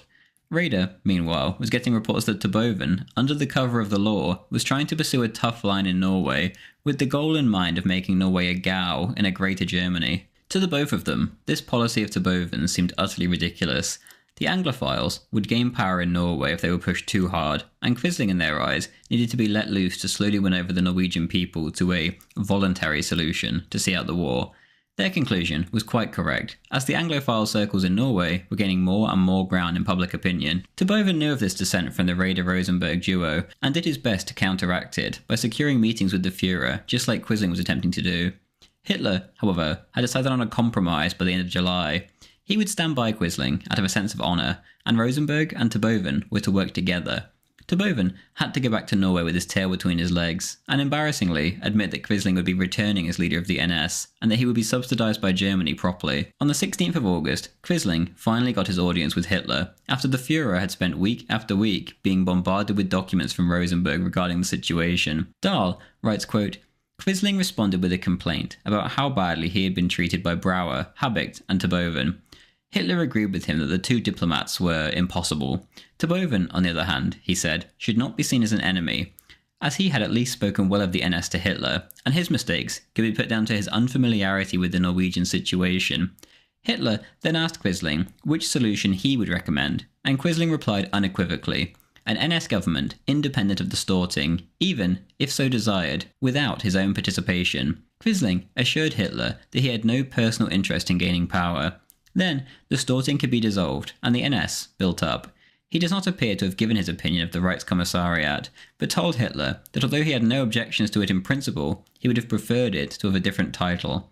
Hitler agreed with him wholeheartedly, and promised him the leadership in Norway. End quote. The conversation was both warm and respectful, and the Führer thanked Vidkun for all he had done for Germany so far, especially his warnings about Britain during the December 1939 talks. He then gave Quisling all the assurances he needed in order to resume his work in Norway. Things simply couldn't have gone better for Quisling. On the 20th of August, Quisling returned to Norway in triumph, and the herd was waiting for him on the landing strip to greet their Führer.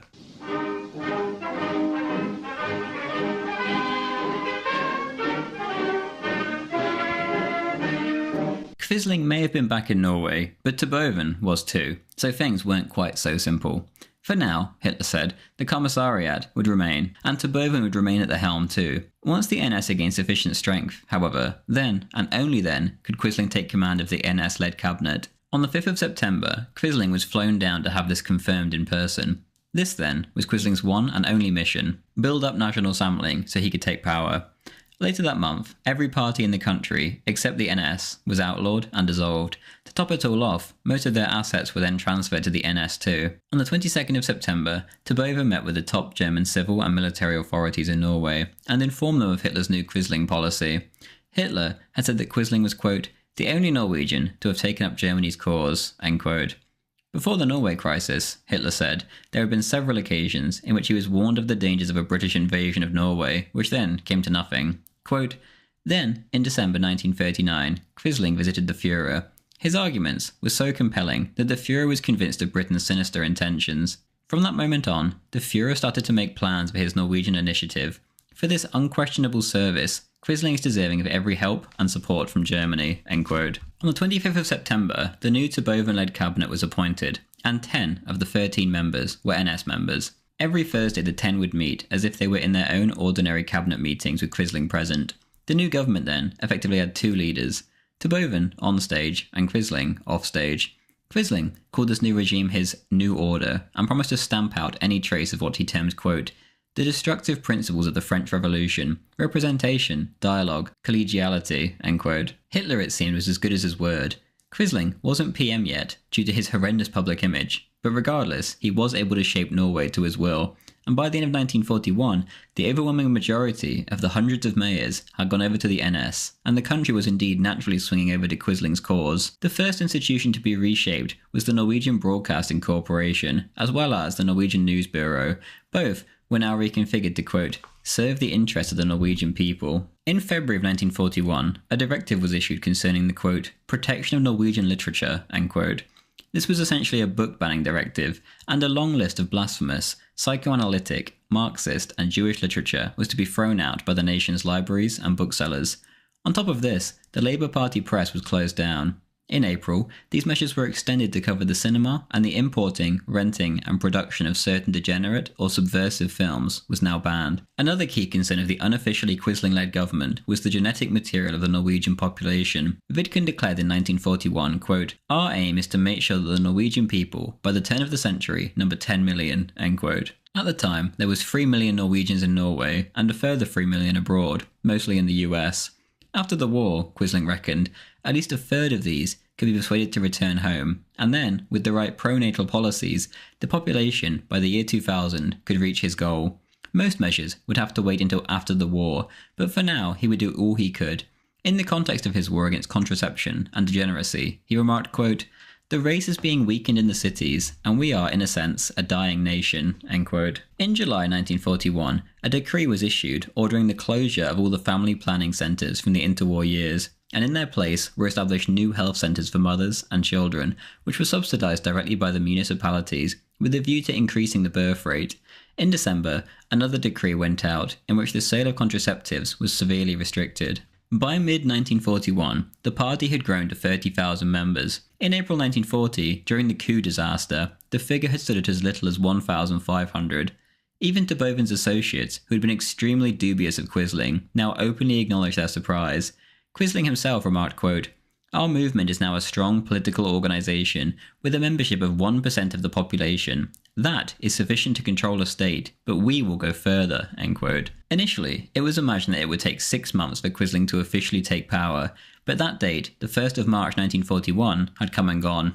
Vidkun, instead of sulking, decided to prove himself. In the spring of 1941, he launched the so-called 100,000 plan, in which the membership needed to reach 100,000, so as to show the occupiers that the party was winning over the Norwegian people. This, however, proved a bridge too far. The rise in membership throughout 1940 and early 1941 was rather short-lived, and the NS now stood at around the size of a normal pre-war party like the Liberals or the Conservatives. Only the Labour Party had 100,000 before the war, and even then, only on the basis of collective membership. In terms of Quisling's view of Norway's future, he wrote a memorandum to Hitler in late 1940. The scheme, I suppose, could be compared to that of the European Union before its time. Earlier in his career, Quisling had suggested an enlarged version of this, but now he focused on the relationship between Germany and Norway to start out with. Norway would be independent, but Germany would guarantee her frontiers, and the two nations would share a common defence and foreign policy, as well as a common currency and free movement of goods, labour and capital. The name, as he had stated earlier in his career, should be the Greater Germanic Union or Greater Nordic Union. Previously, Quisling had seen England as Norway's most natural Nordic ally. Now, however, he revoked the Nordic title from England, and much of his propaganda turned to the topic of England, along with all the typical accompanying tales of Viking conquest and colonisation of that country. The Jews, now too, began to feature prominently in Quisling's propaganda and speeches. Someone had to find a homeland for this menace of a race, he said, so Europe could, quote, "send the whole lot of them there," end quote. Palestine, Quisling said, was not suitable, quote, "which for centuries has belonged to the Arabs," end quote. In his eyes, somewhere else would have to be found, similar to the Madagascar plan. The Germans certainly knew they had a man they could trust in Quisling. On the 5th of December 1940, Quisling flew to Berlin for negotiations with Dr. Lammers at the Chancellery regarding the future of Norway. Here, the topic of SS recruitment of foreign volunteers came up, and Vidkun was completely and utterly willing to collaborate. In this regard, it wasn't that unusual. In Flanders, for example, the Flemish were more than happy to sign up to fight if it meant that by their blood, their nation could have an independent future. In Norway, the Norwegians were willing to fight for a Norway in which national samling would lead them into the future. Right away, the SS began recruitment for the Nordland Regiment, and volunteers were quickly forthcoming, and were to go on to join the elite of the SS. The SS Viking Division, of which the Nordland Regiment was a part, was to become perhaps the most famous and prestigious SS division of all time. Cooperating so deeply with the SS, however, posed its own problems. As could be seen from the Rosenberg raided to Boven situation, the German state was absolutely riddled with infighting and different ideas. Himmler, however, was a powerful man who tended to get what he wanted, and what he wanted was to annex Norway into a Greater Germanic state, not a Greater Germanic Union. From Flanders to the Baltic states, who he deemed to now be Nordic, Himmler wanted it all under one flag.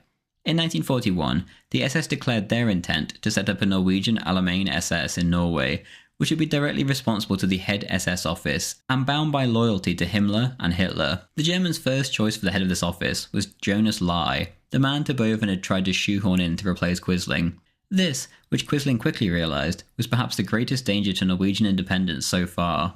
When Terboven tried gaining more financial power in late May 1941, Quisling threatened to resign. When it came to the SS, Quisling stood his ground and managed to get this organisation to technically be under the NS. Finally, it seemed, he was beginning to stand up to the Germans, at least a bit. With such a watered-down scheme, the SS Norway was launched with a whimper. Dahl writes, quote, "It soon became apparent that Quisling had very little to fear from the SS Norway. Himmler's corps in Norway was never any real threat, either to the party or to the herd. Recruitment was slow, and never amounted to more than about 1,200 members. It was quite unusual that the SS willingly allowed itself to be dictated to by a national party outside Germany. In fact, Quisling had good grounds for thinking himself the victor." End quote.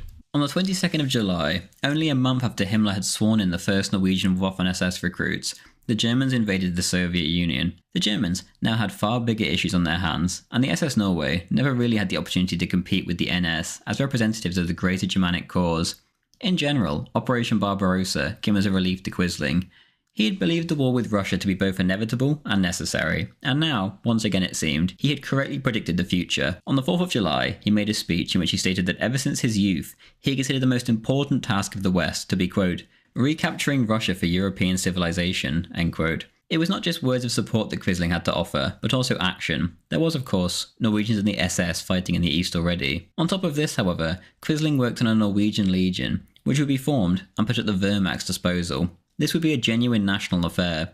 In his speech announcing the legion, Terboven stated that Hitler had, quote, "fulfilled the wishes of the Norwegian people," end quote, and that the unit would be formed, quote, "under exclusively Norwegian command and according to Norwegian guidelines," end quote. As for Quisling, he stated that the unit was, quote, "a great thing for us, a step down the road towards our complete freedom and independence," end quote. It was not just for Norway that the Norwegians were fighting, he said, but also for Finland. Finland had, of course, declared war with Germany to reclaim her lost territories, and if Quisling had been reserved about helping during the Winter War, he certainly wasn't when it came to the Continuation War, as the Finns call it. The Legion was presented as a contribution to the, quote, "struggle for Finland's freedom," end quote. Much of this, however, turned out to be empty promises. During the course of the summer, 1,900 Norwegians signed up, only to find that they'd been led astray. The unit was not a Norwegian force, and subordinate to the Waffen-SS, not the Wehrmacht. Its uniform was German, not Norwegian. Its staff, in Oslo, was under German supervision. The Germans, once again, had made a huge blunder of collaboration, and taken advantage of the goodwill of those who they were occupying.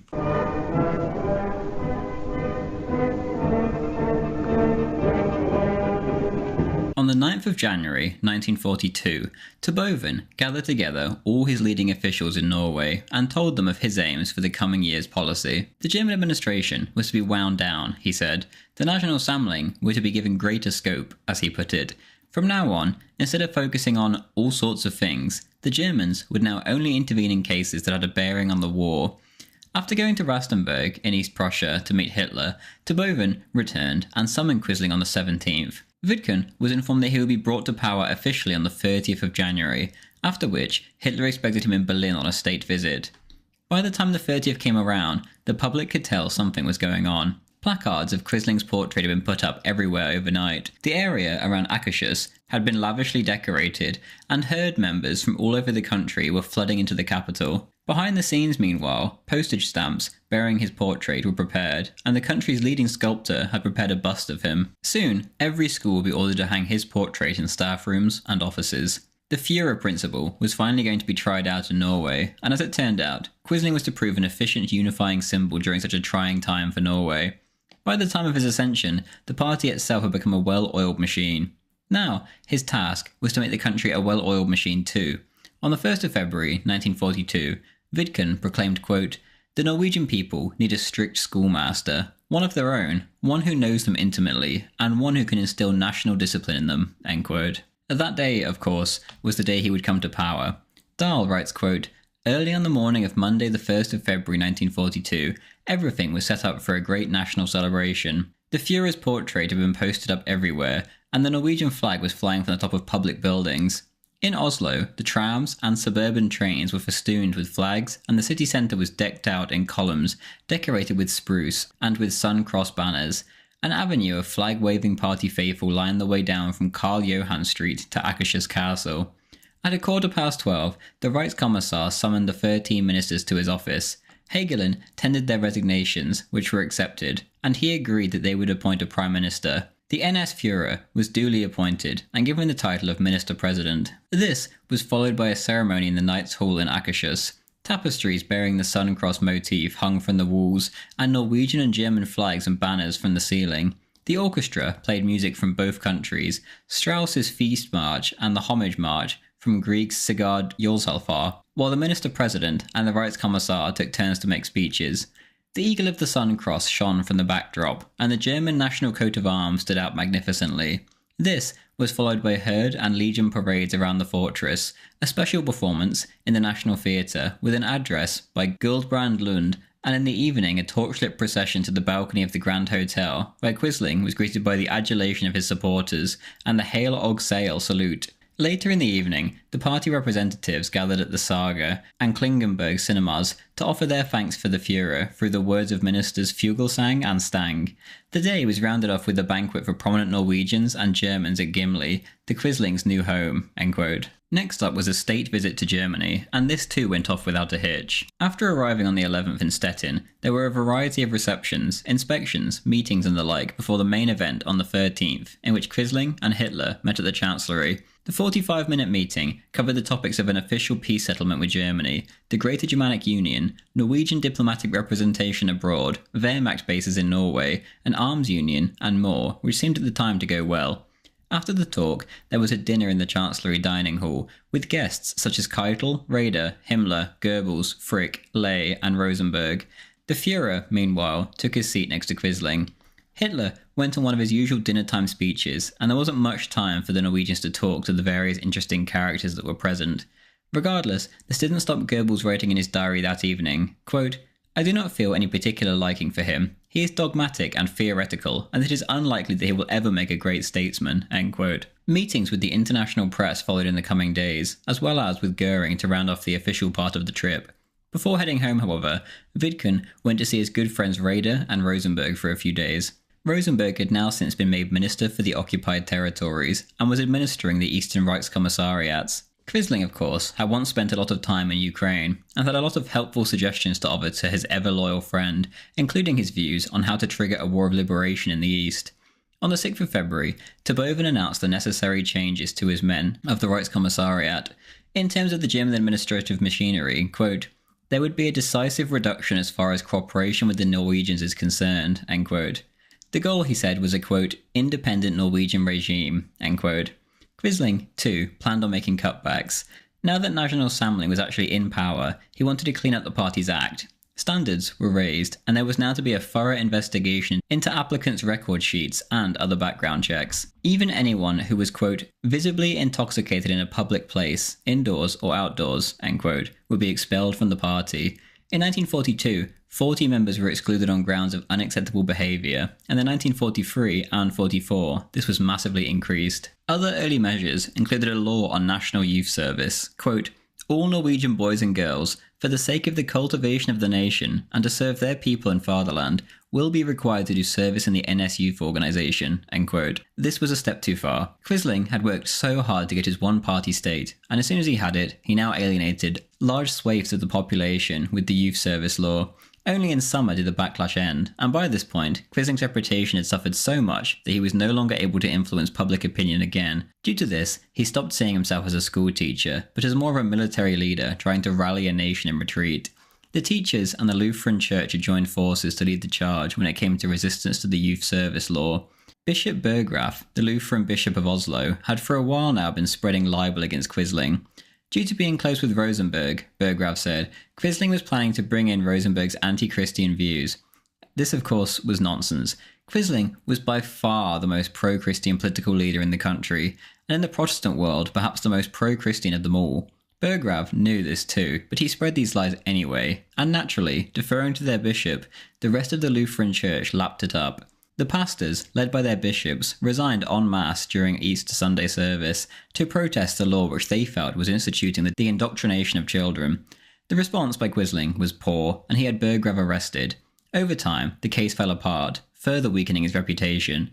The teachers didn't fare quite so well. In March, the 1,000 most vocal of their number were rounded up, and by April, half of them had withdrawn their resignations under pressure. The hard core of the teachers' resistance was then taken north for 4 months in forced labour for the Wehrmacht. Here, more and more of them began to buckle, and in the end, the vast majority got back in line. From this example, however, resistance began to spread amongst parents throughout the country like a great awakening via secret meetings.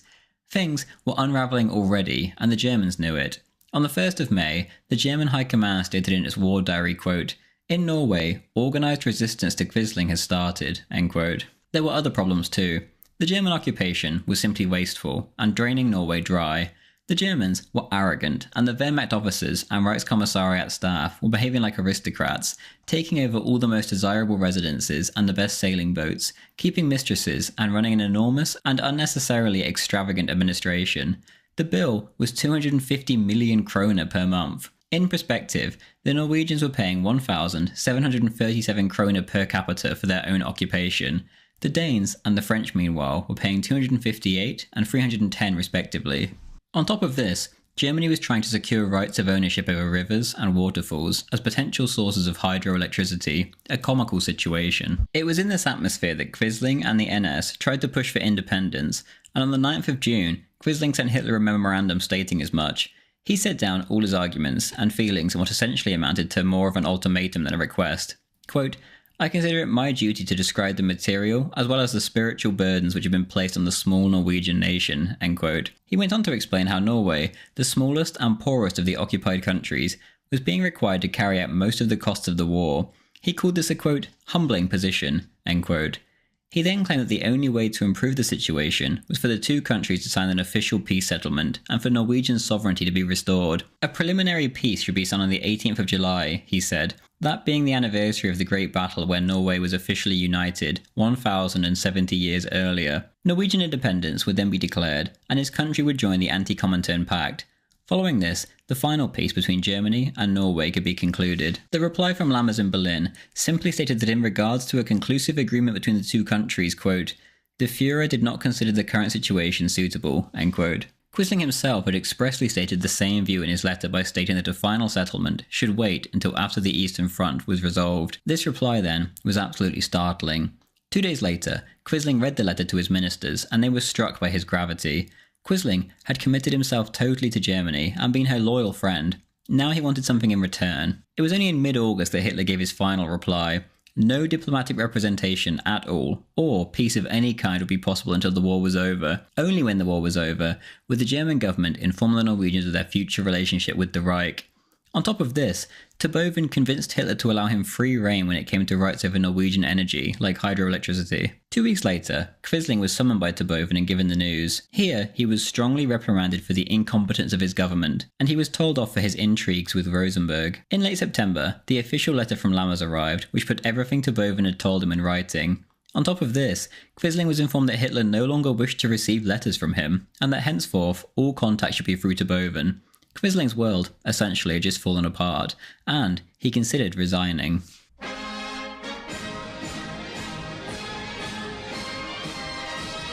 Quisling, obviously, did not resign. The movement was too big, and he had too many people relying on him for him to possibly countenance doing such a thing.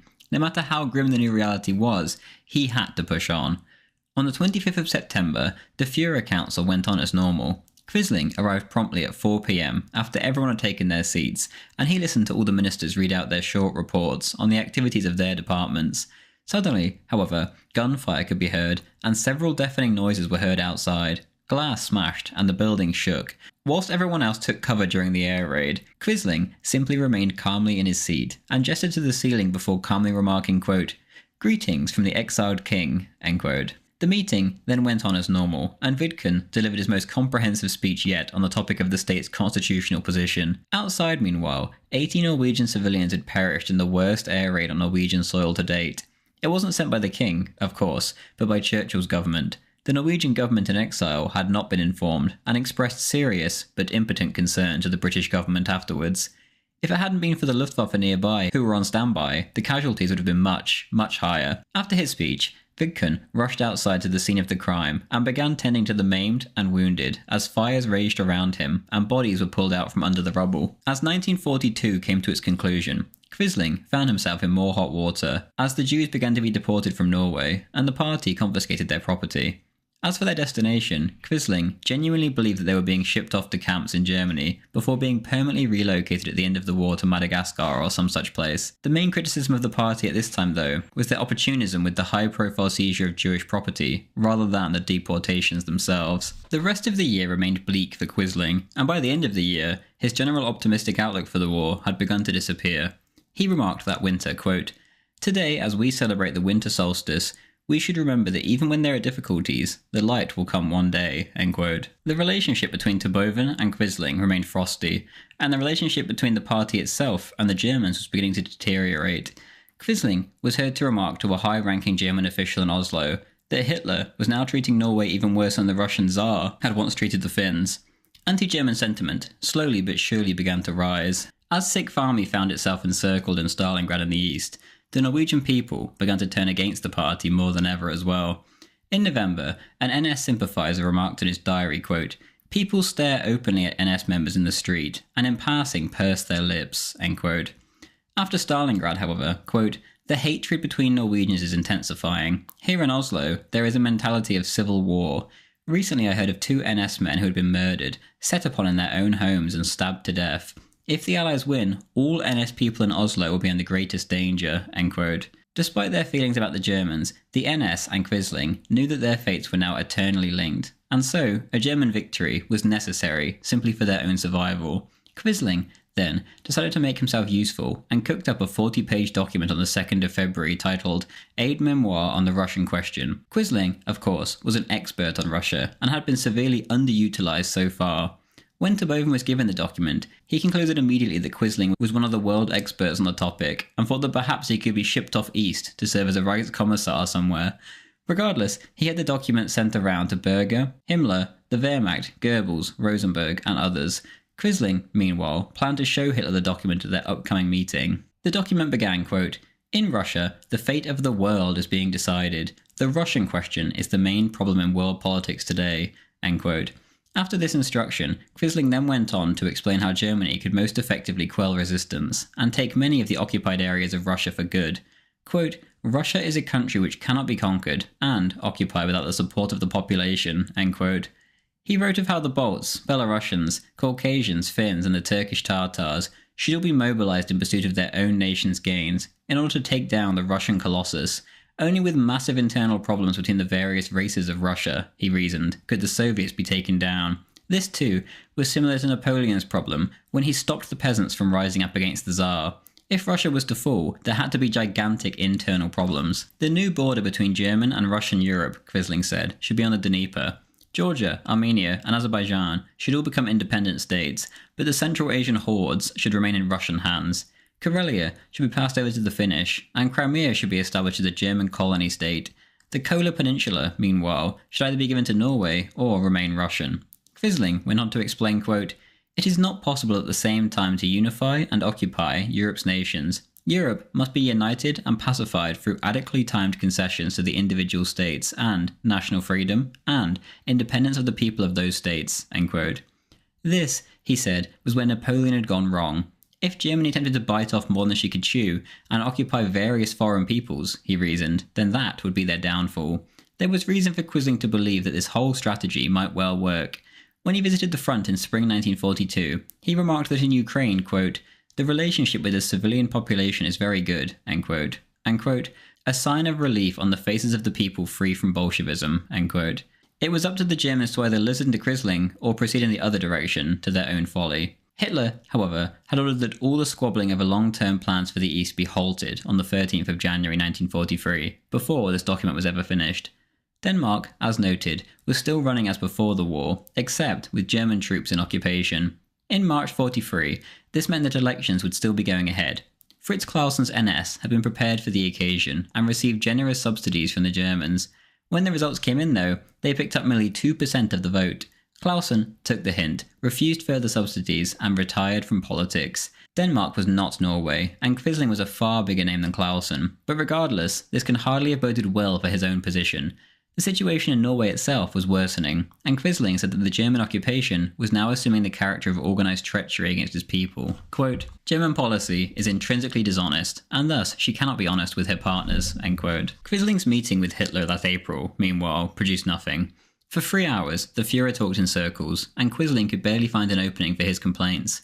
When he did, they were simply shot down using the reasoning that anything Hitler granted to Quisling would have to be granted to everyone else too, like Laval in France. Maria remarked of her husband at this time, quote, "He was plagued by worries about the future of the Norwegian people. What kept me going was the fact that I believed that my turn had come to support his people, just as he, for so many years, had helped my people through times of famine." End quote. Quisling kept up his public persona, but he was under no illusions like Hitler or Goebbels. He knew that without a surprise technological breakthrough or some kind of internal Allied collapse, the war was over for Germany. On the 25th of September, however, the bizarre German policy in Norway did another 180. At the end of his speech at a party gathering, Terboven had a special message for the Führer. Quote, "It is the Führer's firm intention to allow a free and independent, national and socialist Norway to come into being once the war has been brought to a victorious conclusion. Norway will be free to delegate only those functions to the general European community that will be deemed necessary to secure the safety of Europe, as only such a community can take on the guarding of European security at large." End quote. This gigantic concession seemed to come from nowhere, and it instantly picked up the collective spirit of the NS, which had by now sunk so low. The war was of course still not going in the Germans' favour, and the more realistic of Quisling's followers will have seen this as a somewhat useless promise. But regardless, if Germany did win the war, then they had Hitler's promise that Norway would once more be independent. In a flash, a lot of discontent was put to rest. On the 21st of January 1944, Quisling was once again due to meet Hitler, and this time he was allowed to bring a delegation of NS men with him. Here, Vidkun, amazingly, presented the Führer with plans for conscription, in which the Norwegians would officially join the struggle against the Soviets. Hitler shot this plan down, but regardless, Quisling remarked that he had a, quote, "definite feeling that he had the Führer's confidence." End quote.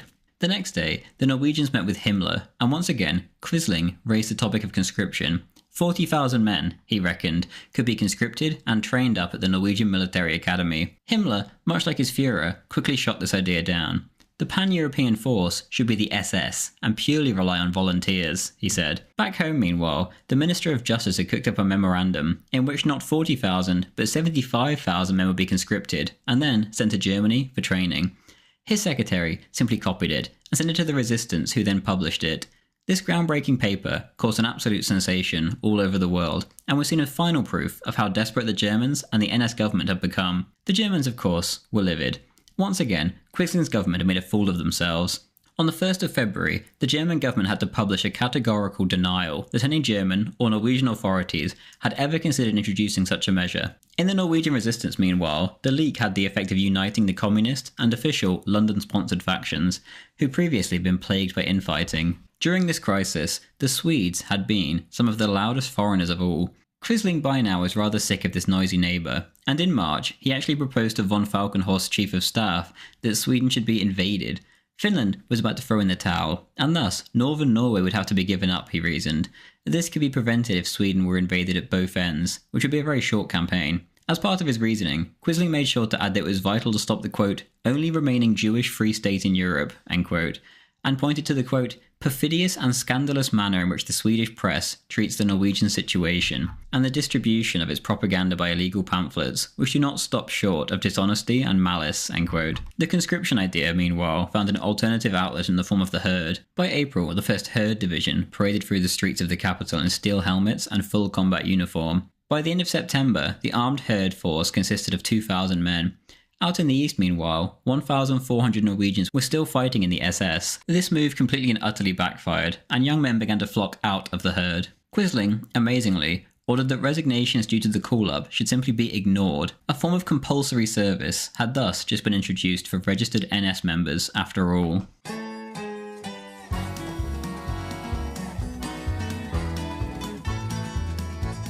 In January 1945, Quisling met Hitler not once, but 3 times. There were unofficial discussions on the 21st and 22nd, and then, on the 28th, the official visit took place.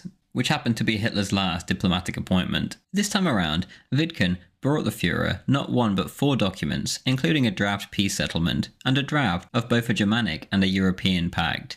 If Hitler were to rely on Norwegian support in this final stage of the war, he said, then the Führer would have to agree to a settlement that would secure the country's sovereignty, put an end to the occupation, remove the Reichskommissariat and the German police, and stop interfering in the Norwegian administration. Quisling wanted this peace settlement signed immediately, together with his draft for a European pact, which Germany's remaining allies could join in time. Now, he added, there could be no talk of any automatic German domination in the projected Germanic and European federations. Germany's vote would carry as much weight as any of the other members. In Article 9 of his European Pact, Quisling explicitly stated that every country would enjoy full domestic sovereignty in the future union. The Russians had meanwhile begun their march into Finnmark, and the NS government was getting concerned. The Russians in such terrain could almost certainly be halted, as the Germans had devastated the terrain, burnt every home, and evacuated the Norwegian civilians. The real problem was that the government in exile could set itself up in the conquered territory and claim to be the true government.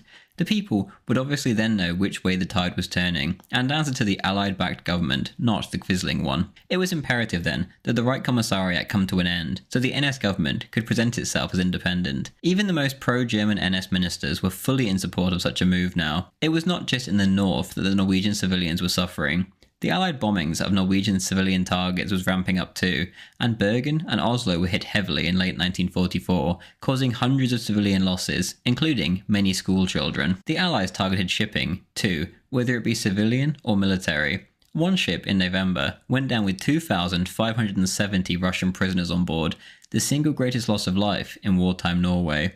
Meanwhile, all across the country, the resistance was committing acts of sabotage that were becoming increasingly destructive. At the first of the 3 meetings with Hitler, the Führer seemed cooperative, but by the next day, he had completely changed his tune and refused to contemplate any kind of new settlement for Norway. As for the European Union measures, the Führer strongly opposed the one country, one vote proposal. He said that the proposal was nonsense, and that Quisling must, quote, be utterly crazy, out of his mind, have taken leave of his senses, end quote. Once again, the Germans were proving themselves inept at cooperation with other European powers on an equal footing. Simply due to the suggestion of equality, Quisling was suspected of being up to a manoeuvre similar to that of Horthy or Badoglio. Vidkun, of course, was loyal to a fault, and could expect no mercy from the Allies. He would never change sides, and had given the Germans every reason to trust him over the years.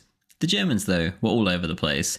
The atmosphere in the country was erratic and desperate. A feeling of resignation dominated the capital, only broken up by intermittent bursts of fleeting optimism. Night after night, the air raid sirens went off, and betrayal was expected around every corner. The only issue that Hitler really cared about was the sabotage taking place, especially against railroads. Tobova and Hitler took a firm line on this, and wrote up a document demanding that thousands of hostages be shot immediately in reprisal.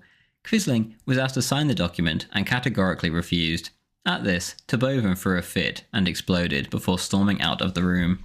At the final and official meeting on the 28th, Hitler brought Ribbentrop with him and claimed to be interested in Quisling's proposed peace treaty, but simply said they would be signed as soon as the war was over. As for the war, Hitler added, he said that he only wanted to beg God for forgiveness, quote, for those weapons which I shall introduce in the last 4 days of the war, end quote. That was all it would take for these new rockets to devastate Britain, in his mind at least. Quisling did get one concession though. His party wanted to arm itself, which the Germans had long been against. Now, however, with so much resistance, it would be insane not to arm the NS, and Hitler promised to dispatch 10,000 pistols. The two men then shook hands warmly, and promised each other their unconditional loyalty. They never saw each other again. On his way home, Quisling stopped by Copenhagen and met with Dr. Werner Best. With tears in his eyes, he remarked, quote, a peace settlement would have legitimized me. But now it won't be long before Norwegian troops are once more fighting Germans on Norwegian soil, and I am branded a traitor, end quote. The following few months saw an intense back and forth between Tobova and Quisling.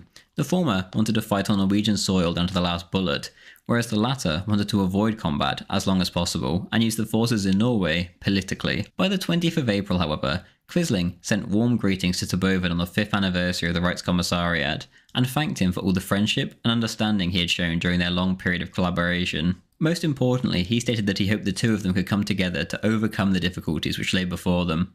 Tobova, however, had already promised the Führer that he would hold Fortress Norway until the very end. On the 1st of May, Hitler committed suicide, and both German and Norwegian NS morale hit rock bottom. Unconditional loyalty to the Führer had propped up morale for a long time, and only now did reality seem to sink in for many. For Quisling, though, this all came as something of a relief, as he could now speak his mind. On the 5th of May, Terboven returned from meeting with Dönitz at Flensburg, where he had failed to secure support for a Fortress Norway strategy. Instead, it seemed, there would be a transfer of power. This was only natural given that the day before, the Germans had capitulated in both Denmark and Holland. With time running out, Quisling made his final speech that same evening. The propaganda department had rigged up loudspeakers across Oslo and a half-dozen other cities just for the occasion. One passerby noted, quote, "The streets were suddenly full of people who were listening, standing there and listening to a voice which nobody could mistake for anyone but a very moved minister-president, urging solidarity, national solidarity, at this crucial time. It was one of those remarkable experiences of the importance of the moment, following the final dramatic winter of the war in the area, of shootings in the streets, sabotage and raids," end quote. The speech began with a tribute to the late Führer, who Quisling claimed had died a hero's death, the official German propaganda line at the moment. On the one hand, Vidkun recalled the Führer's life achievement in which he saved Europe from Bolshevism. On the other hand, however, he spoke of Hitler's failure to secure the cooperation of Britain, quote, "the great tragedy of his life," end quote. Now, as a result, 3/5 of Europe were under Moscow's domination. This domination, Quisling said, was exactly what he had strived to avoid ever since he returned from his Russian escapades all those years ago. At the end of the 1930s, he explained, he had tried to seek an understanding between Britain and Germany. When this failed, his only option was to lead the country into a closer alliance with Germany. From here, Quisling moved on to the changeover of power and said he was willing to talk to anyone except the communists regarding a legal handover. The following day after a meeting, a man in an SS general's uniform checked into the Hotel K&A in Oslo. The man was none other than Leon de Grelle, the former Rexist leader in Belgium and leader of the Walloon SS. The Oslo of that Sunday was tranquil as could be, and the people were strolling the streets in the spring sunshine. He immediately contacted Terboven regarding setting up some kind of resistance in the north of Norway at least. Meanwhile, that evening, Jonas Lie fell ill, and Quisling replaced him with Major General Erling Sovik. Sovik was given orders to instruct the police not to offer armed resistance, except in self-defense.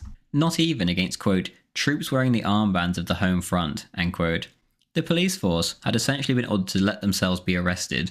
The next day, Quisling met with Terboven and de Grelle, and supposedly, although the sources contradict each other, de Grelle offered Quisling a seat on the plane he had been offered to escape. Quisling, according to de Grelle, who was prone to lying, declined. That evening, only de Grelle and his adjutant boarded the plane and set off for Spain to begin their permanent exile. Quisling would later categorically deny that he was ever offered a seat.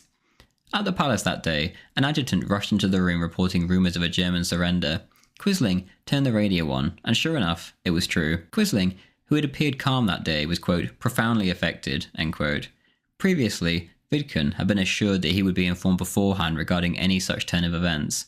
Regardless, he had to get on with things, and he ordered all party members to stand guard and tried to make contact with, quote, "all good Norwegians," end quote. Quisling himself, meanwhile, tried to get in contact with the government in exile. Dahl writes at length, quote, "There are two versions of what happened in the forest near Edda on the Swedish border that evening. The only occasion ever when anything resembling a negotiation between the Quisling government in Oslo and the government in exile in London took place.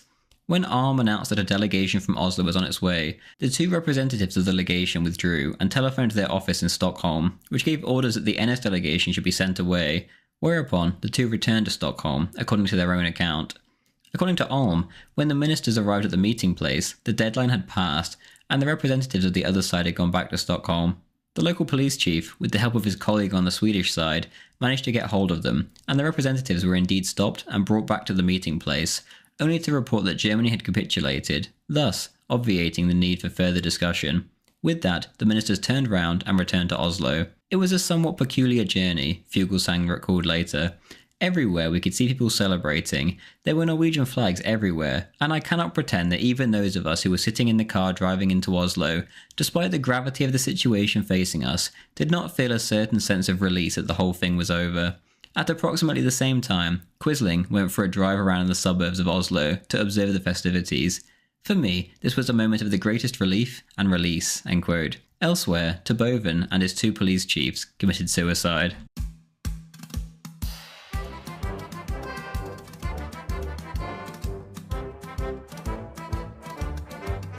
At 1 p.m. in the afternoon on the 8th of May, Dr. Bjorn Foss, who had been sent by the Home Front military wing, presented himself to negotiate with Quisling. There was of course now no hope of any kind of real peace, and the only change Quisling could try to make would be the method of his imprisonment. After a back and forth between Quisling's chosen location and the Home Front's chosen location, Quisling inquired as to whether or not any kind of offer would include his ministers. After a negative reply, Quisling stated that he did not want any preferential treatment over his friends, who had stood by him so loyally through the most difficult years of his life. In an emotional voice, he went on, quote, "I know that the Norwegian people have sentenced me to death, and that the easiest course for me would be to take my own life, but I want to let history reach its own verdict. Believe me, in 10 years' time, I will have become another St. Olaf," end quote. For an hour, Vidkun then made a long defence in which he went on to outline the dangers represented by Russia, the future problems that now faced the great powers, and the problems he had faced whilst collaborating with Germany. When he was finally finished, Foss asked if he wanted to keep fighting. Quisling proudly replied, quote, "You have indeed seized victory prematurely. Capitulation in Norway has not even been signed. I have 30,000 men in Oslo at my disposal, while you only have 4,000, but I do not want to turn my Norway into a battlefield," end quote. Quisling wanted to surrender with good grace, and wanted to do everything possible to ensure there was no civil conflict in Norway. He refused to burn his papers either. In his mind, he had nothing to hide, and he had done everything for the sake of the Norwegian people. Foss, for his part, stated categorically that there would be no mob violence or any sentences without trial, and the NS ministers would get a chance to present their defences before a court. The whole ordeal seemed very civilised, very Norwegian. Almost as soon as the deal was made, however, the government in exile went back on their word, and simply demanded Quisling's immediate arrest, and stated that there would be bloodshed otherwise. Even handshakes or the smallest formalities were refused in the coming days. Regardless, after a lot of stress and petty aggression from the government in exile, Quisling simply went and handed himself in. Immediately, he was subjected to an embarrassing body search, at which he protested vociferously. He had given himself up, and had assurances, he said. At the very least, he wanted normal treatment. Vidkun was then led to his cell, and from then on he was never alone, constantly being watched day and night to prevent suicide attempts. The food he was fed consisted of salted herrings and rotten potatoes. He was allowed no newspapers, and the light in his cell was never turned off.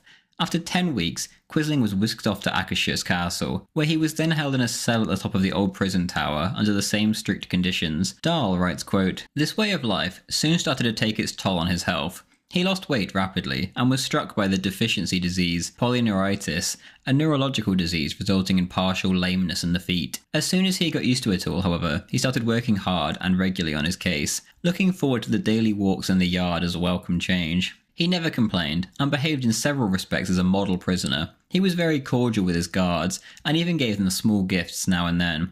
The nurse responsible for health and hygiene in the prison found him exceptionally calm and peaceful, and thought that he was a truly good person. He also made a good impression on the psychiatrist, John Lakevam, who, in his capacity as prison doctor, had several long conversations with him. In Lakevam's view, he was certainly an exceptional character, with a peculiar mixture of deep inhibitions and a high opinion of himself," end quote. Lakevam went on to remark, quote, "If Quisling is to be considered insane, I don't hold out much hope for the rest of us," end quote. On the 26th of May, Quisling was brought before the pre-trial court to be remanded in custody for another 3 months. It was here that his charges were listed off. Firstly, there was the coup and the withdrawal of the mobilization order in April 1940, which were considered to be treason and an illegal attempt to bring the country under foreign domination. This was followed by charges concerning his activities as National Samlingsführer and Minister-President, which were said to involve assisting the enemy during wartime, especially when he encouraged Norwegian citizens to bear arms for Germany. On top of this, his government decrees were also seen as an attempt to change the constitution by illegal means. The last charge was that of the premeditated murder of Gunnar Eilifsen in 1943. Eilifsen was a police officer who had refused to arrest 5 girls who failed to show up for forced labour. A law was then rushed through to apply the military code for insubordination to the police, and Quisling refused clemency. In response to these charges, Quisling did not try to contest the facts or deny what he had done, but rather he explained his intentions and motives and claimed that they were being misrepresented. He had not invited the Germans in, he said, as he had known as little of the German invasion as anybody else when the invasion took place, which was only partially true. Nothing illegal had taken place on the 9th of April during the coup, he said, as he was simply replacing the government which had fled. The mobilization order, meanwhile, was in the best interest of the Norwegian people, so that they could remain neutral and avoid an unwinnable war. He did not wish to bring Norway under foreign domination, he explained, as he had done all he could to secure Norway's independence from Germany via prudent and collaborationist means, which was very true. Back in his cell, Quisling was left with nothing but his memory to work with. Much like the Germans in Nuremberg, Quisling would not be allowed his own archives to defend himself, which essentially made the trial a bit of a sham, but that was to be expected shortly after the liberation of Norway, given that the nation was hungry for his blood. His lawyer, who was no sympathiser of Quisling, did all he could to get as much information as he could. Soon enough, Quisling had 60 full pages, giving a point-by-point rebuttal of the charges. By July, new evidence had come to light regarding Quisling in both Germany and Norway, and so the list of charges was massively expanded. By the 11th of July, Quisling had cooked up another 60-page rebuttal. Again though, with memory alone, these rebuttals could only be so concrete. On the 20th of August, the case came to trial as Quisling, as usual, arose early for the occasion. Maria Quisling had requested to be present at the trial too, so as to counter some of the lies going around about her husband, such as the extremely common one that he was an alcoholic, which simply wasn't the case. This, however, was refused, and in fact, she hadn't even been allowed to visit him at all so far. Regardless, Vidkun was led into the courtroom and took his seat before being sworn by press photographers. The presiding judge was to be Erik Solem, who was renowned for being extremely biased and was to be known as Erik Bloodaxe due to the sheer ridiculousness of his way of dealing out justice. Dahl writes, quote, "Solem's bias did manifest itself during the first day in court. On several occasions, he interrupted Quisling in quite an aggressive manner, making sarcastic comments and behaving generally in such a hostile way that he overstepped the mark of what was appropriate. He did moderate his language a little after counsel from his colleagues, but the impression of the biased president held sway for many days in the court." End quote. That day, as was expected, Quisling pled not guilty on all charges. In the introductory remarks, the judges dismissed the idea that Quisling was working for Norwegian independence. Quote, "Quisling clearly never wished for such freedom because he knew that he would cease to have any power in this country the minute German domination came to an end." End quote. This was of course completely untrue. At 1:45 p.m, Quisling was given his chance to make a statement. Vidkun stated that this was a difficult and complex case, and that he would have to give a general overview of things so that there was a proper context for all that had gone on. The judges, however, did not allow this. The president interrupted him, and said mockingly that he would be, quote, "given the opportunity to give an account of Norwegian history at a later stage." End quote.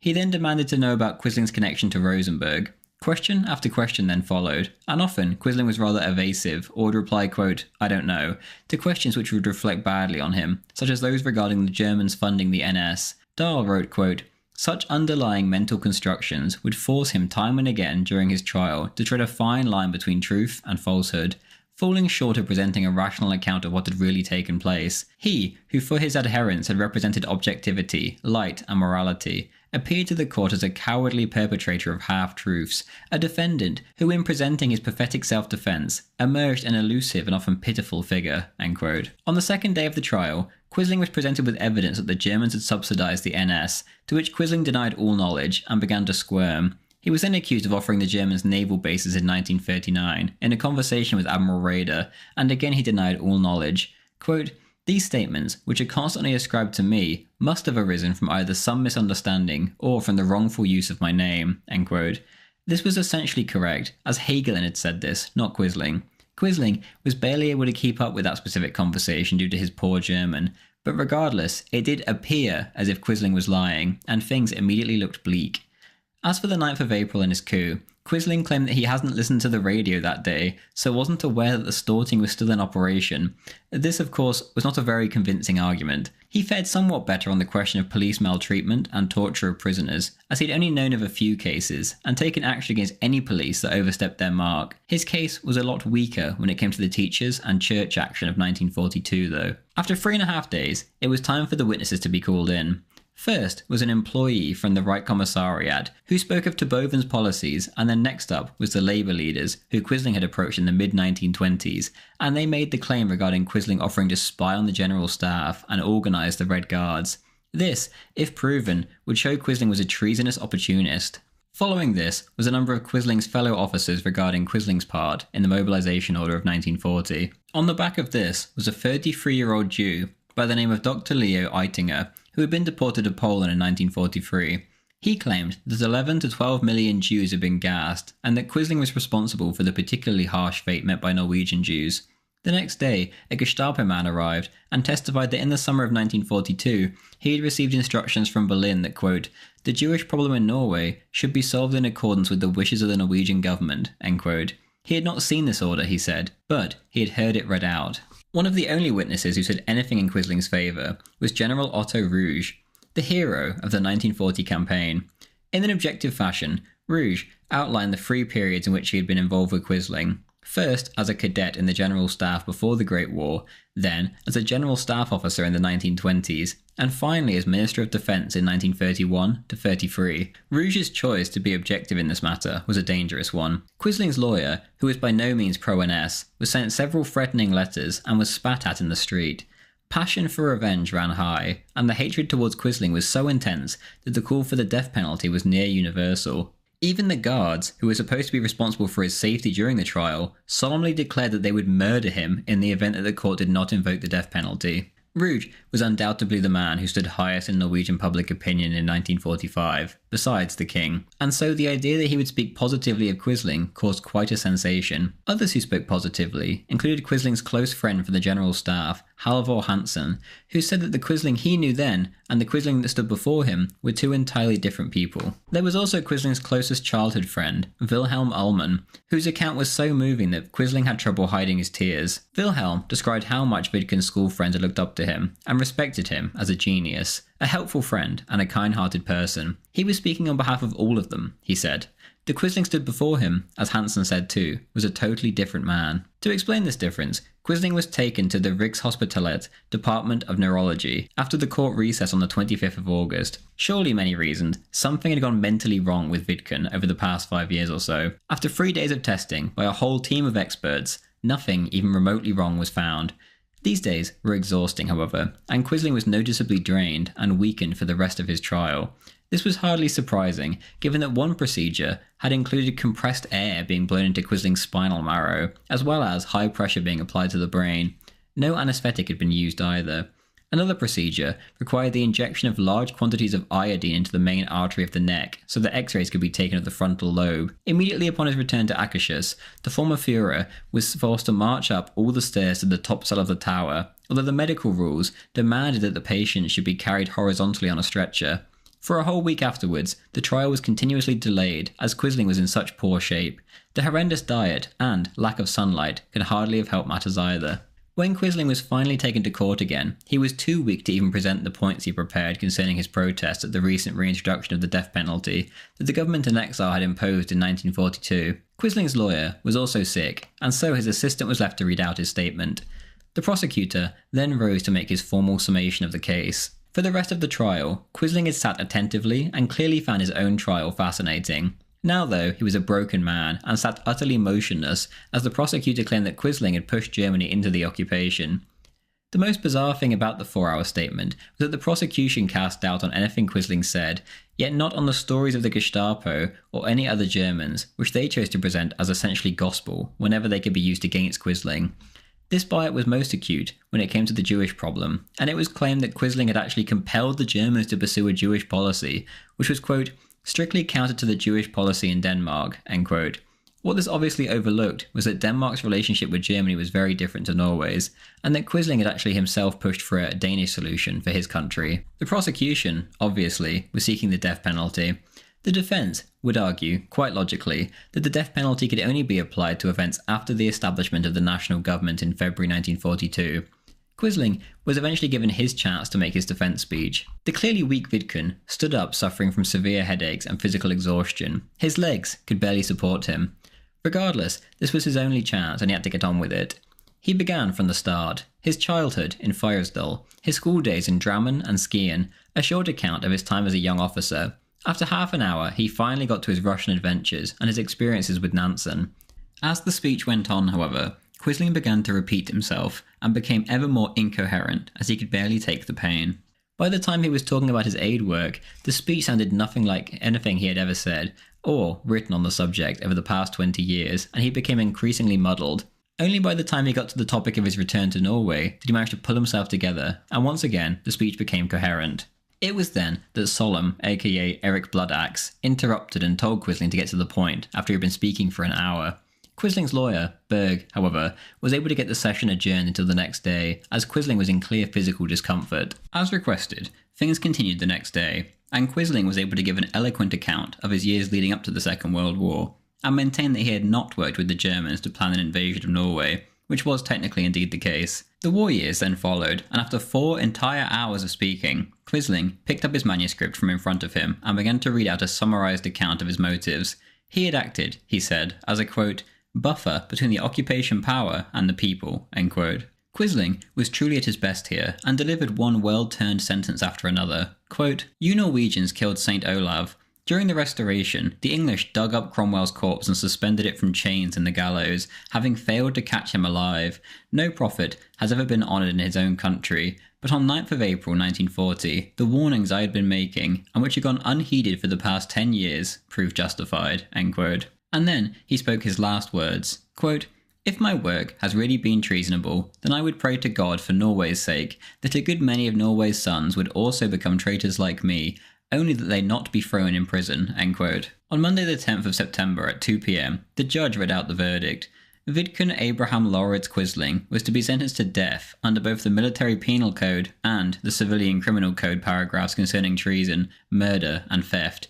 He was further ordered to pay 1,040,000 kroner in legal costs.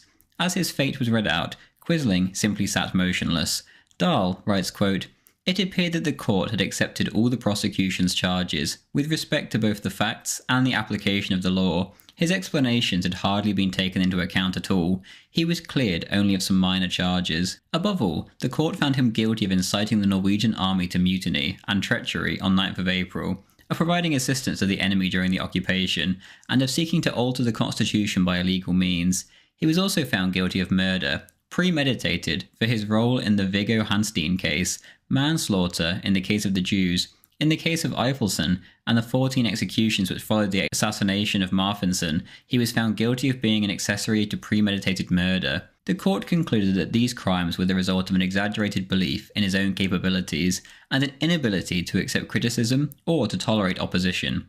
In addition, he was declared guilty of embezzlement, receiving stolen property, and theft, on the grounds that he had appropriated items from the palace for personal enrichment, or, in certain cases, for party use," end quote. As for the death penalty, this was based upon the idea that Quisling had cooperated with the Germans ever since 1939, as if he was some kind of mastermind who ordered them to come in so that he could come to power. They claimed he had succeeded in, quote, "convincing the Germans, and above all, Hitler, of the advantages to be gained from the occupation of Norway," end quote.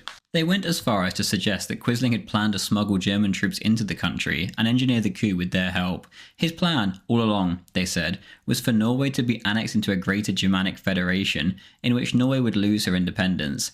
This, of course, was a total misrepresentation of Quisling's idea for a great Germanic alliance, in which Britain, not Germany, was to be the major player. As for Quisling and the Jews, the court unanimously agreed to rely on the Gestapo officer Wagner's testimony, in which he claimed Quisling had pressured the Germans into persecuting the Jews, even though none of this pressure was ever shown to the court at all. Quisling, obviously, chose to appeal. A deadline of 2 weeks was given, in which to draw up this appeal, and he appeared before the Supreme Court on the 9th of October, looking much thinner than he had before, to the point where his clothes hung loosely on him. The appeal was, of course, declined, but Quisling seemed to find some clarity that it was at least all over, and he made a speech of his own, and ended by saying that his work had been a divine task. Quote, "I have come to understand that there is a divine power in the universe, and that this power is connected to the development of those who live on this earth, and that what is happening here on earth during this important time is a watershed marking the beginning of God's kingdom here on earth," end quote. He claimed to have told Hitler that German nationalism and Russian communism were both doomed, as both were based on a form of materialism, which would lead to total egoism. The new heavenly kingdom would not be like this, he said, and it was to this end that he had been striving all these years.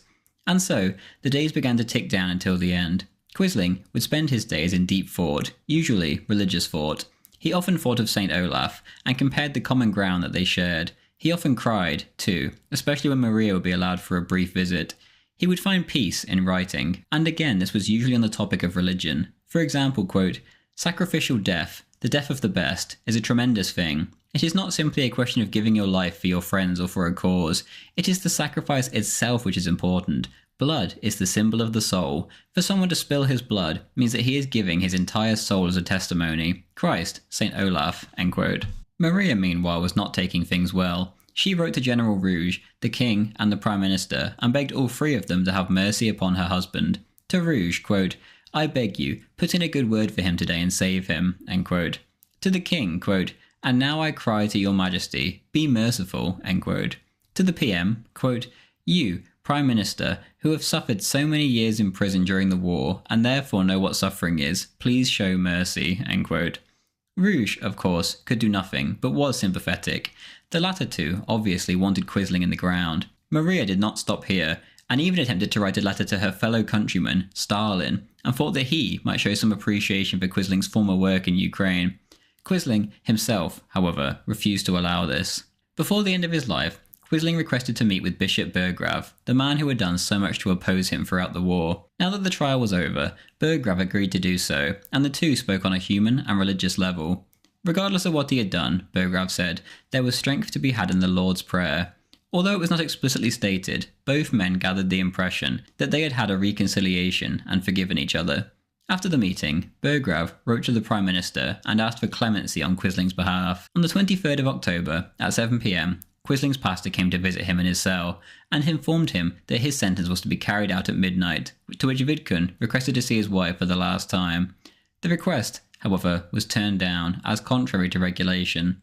At 8 p.m, a policeman came to officially announce the execution, and that the government in council with the king had been through all the petitions for clemency and rejected them. Vidkun then sat down to write his final message to his wife, in which he thanked her for her loyalty and love and what she had done for him during this difficult time. Quote, "I submit to God's will. There must be a deeper meaning to all this. I am so happy that we have been so completely open with each other and have forgiven everything." End quote. After writing these words, the former Führer broke down, but by 11:30 p.m. he had regained his composure, and another prison pastor came to see him from Akashus. There had been a delay, and so the pastor's wife ordered coffee and cookies, and they all sat together to await the end. Quisling spoke quietly with the pastors, and there were readings from St. John's Gospel, which were interrupted only occasionally by silence.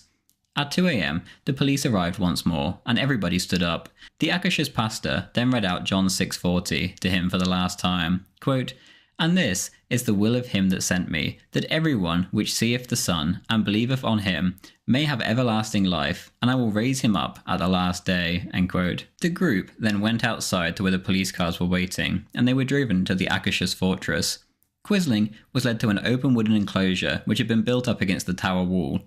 Vidkun was then blindfolded, which he bitterly protested against. He wanted to look death straight in the face, he said. Berg, Quisling's lawyer, came down to explain that the blindfold was unfortunately mandatory.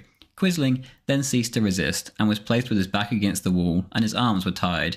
He asked his lawyer to send his greetings to his wife, and the firing squad took up its position, as the Führer proclaimed his innocence for the last time.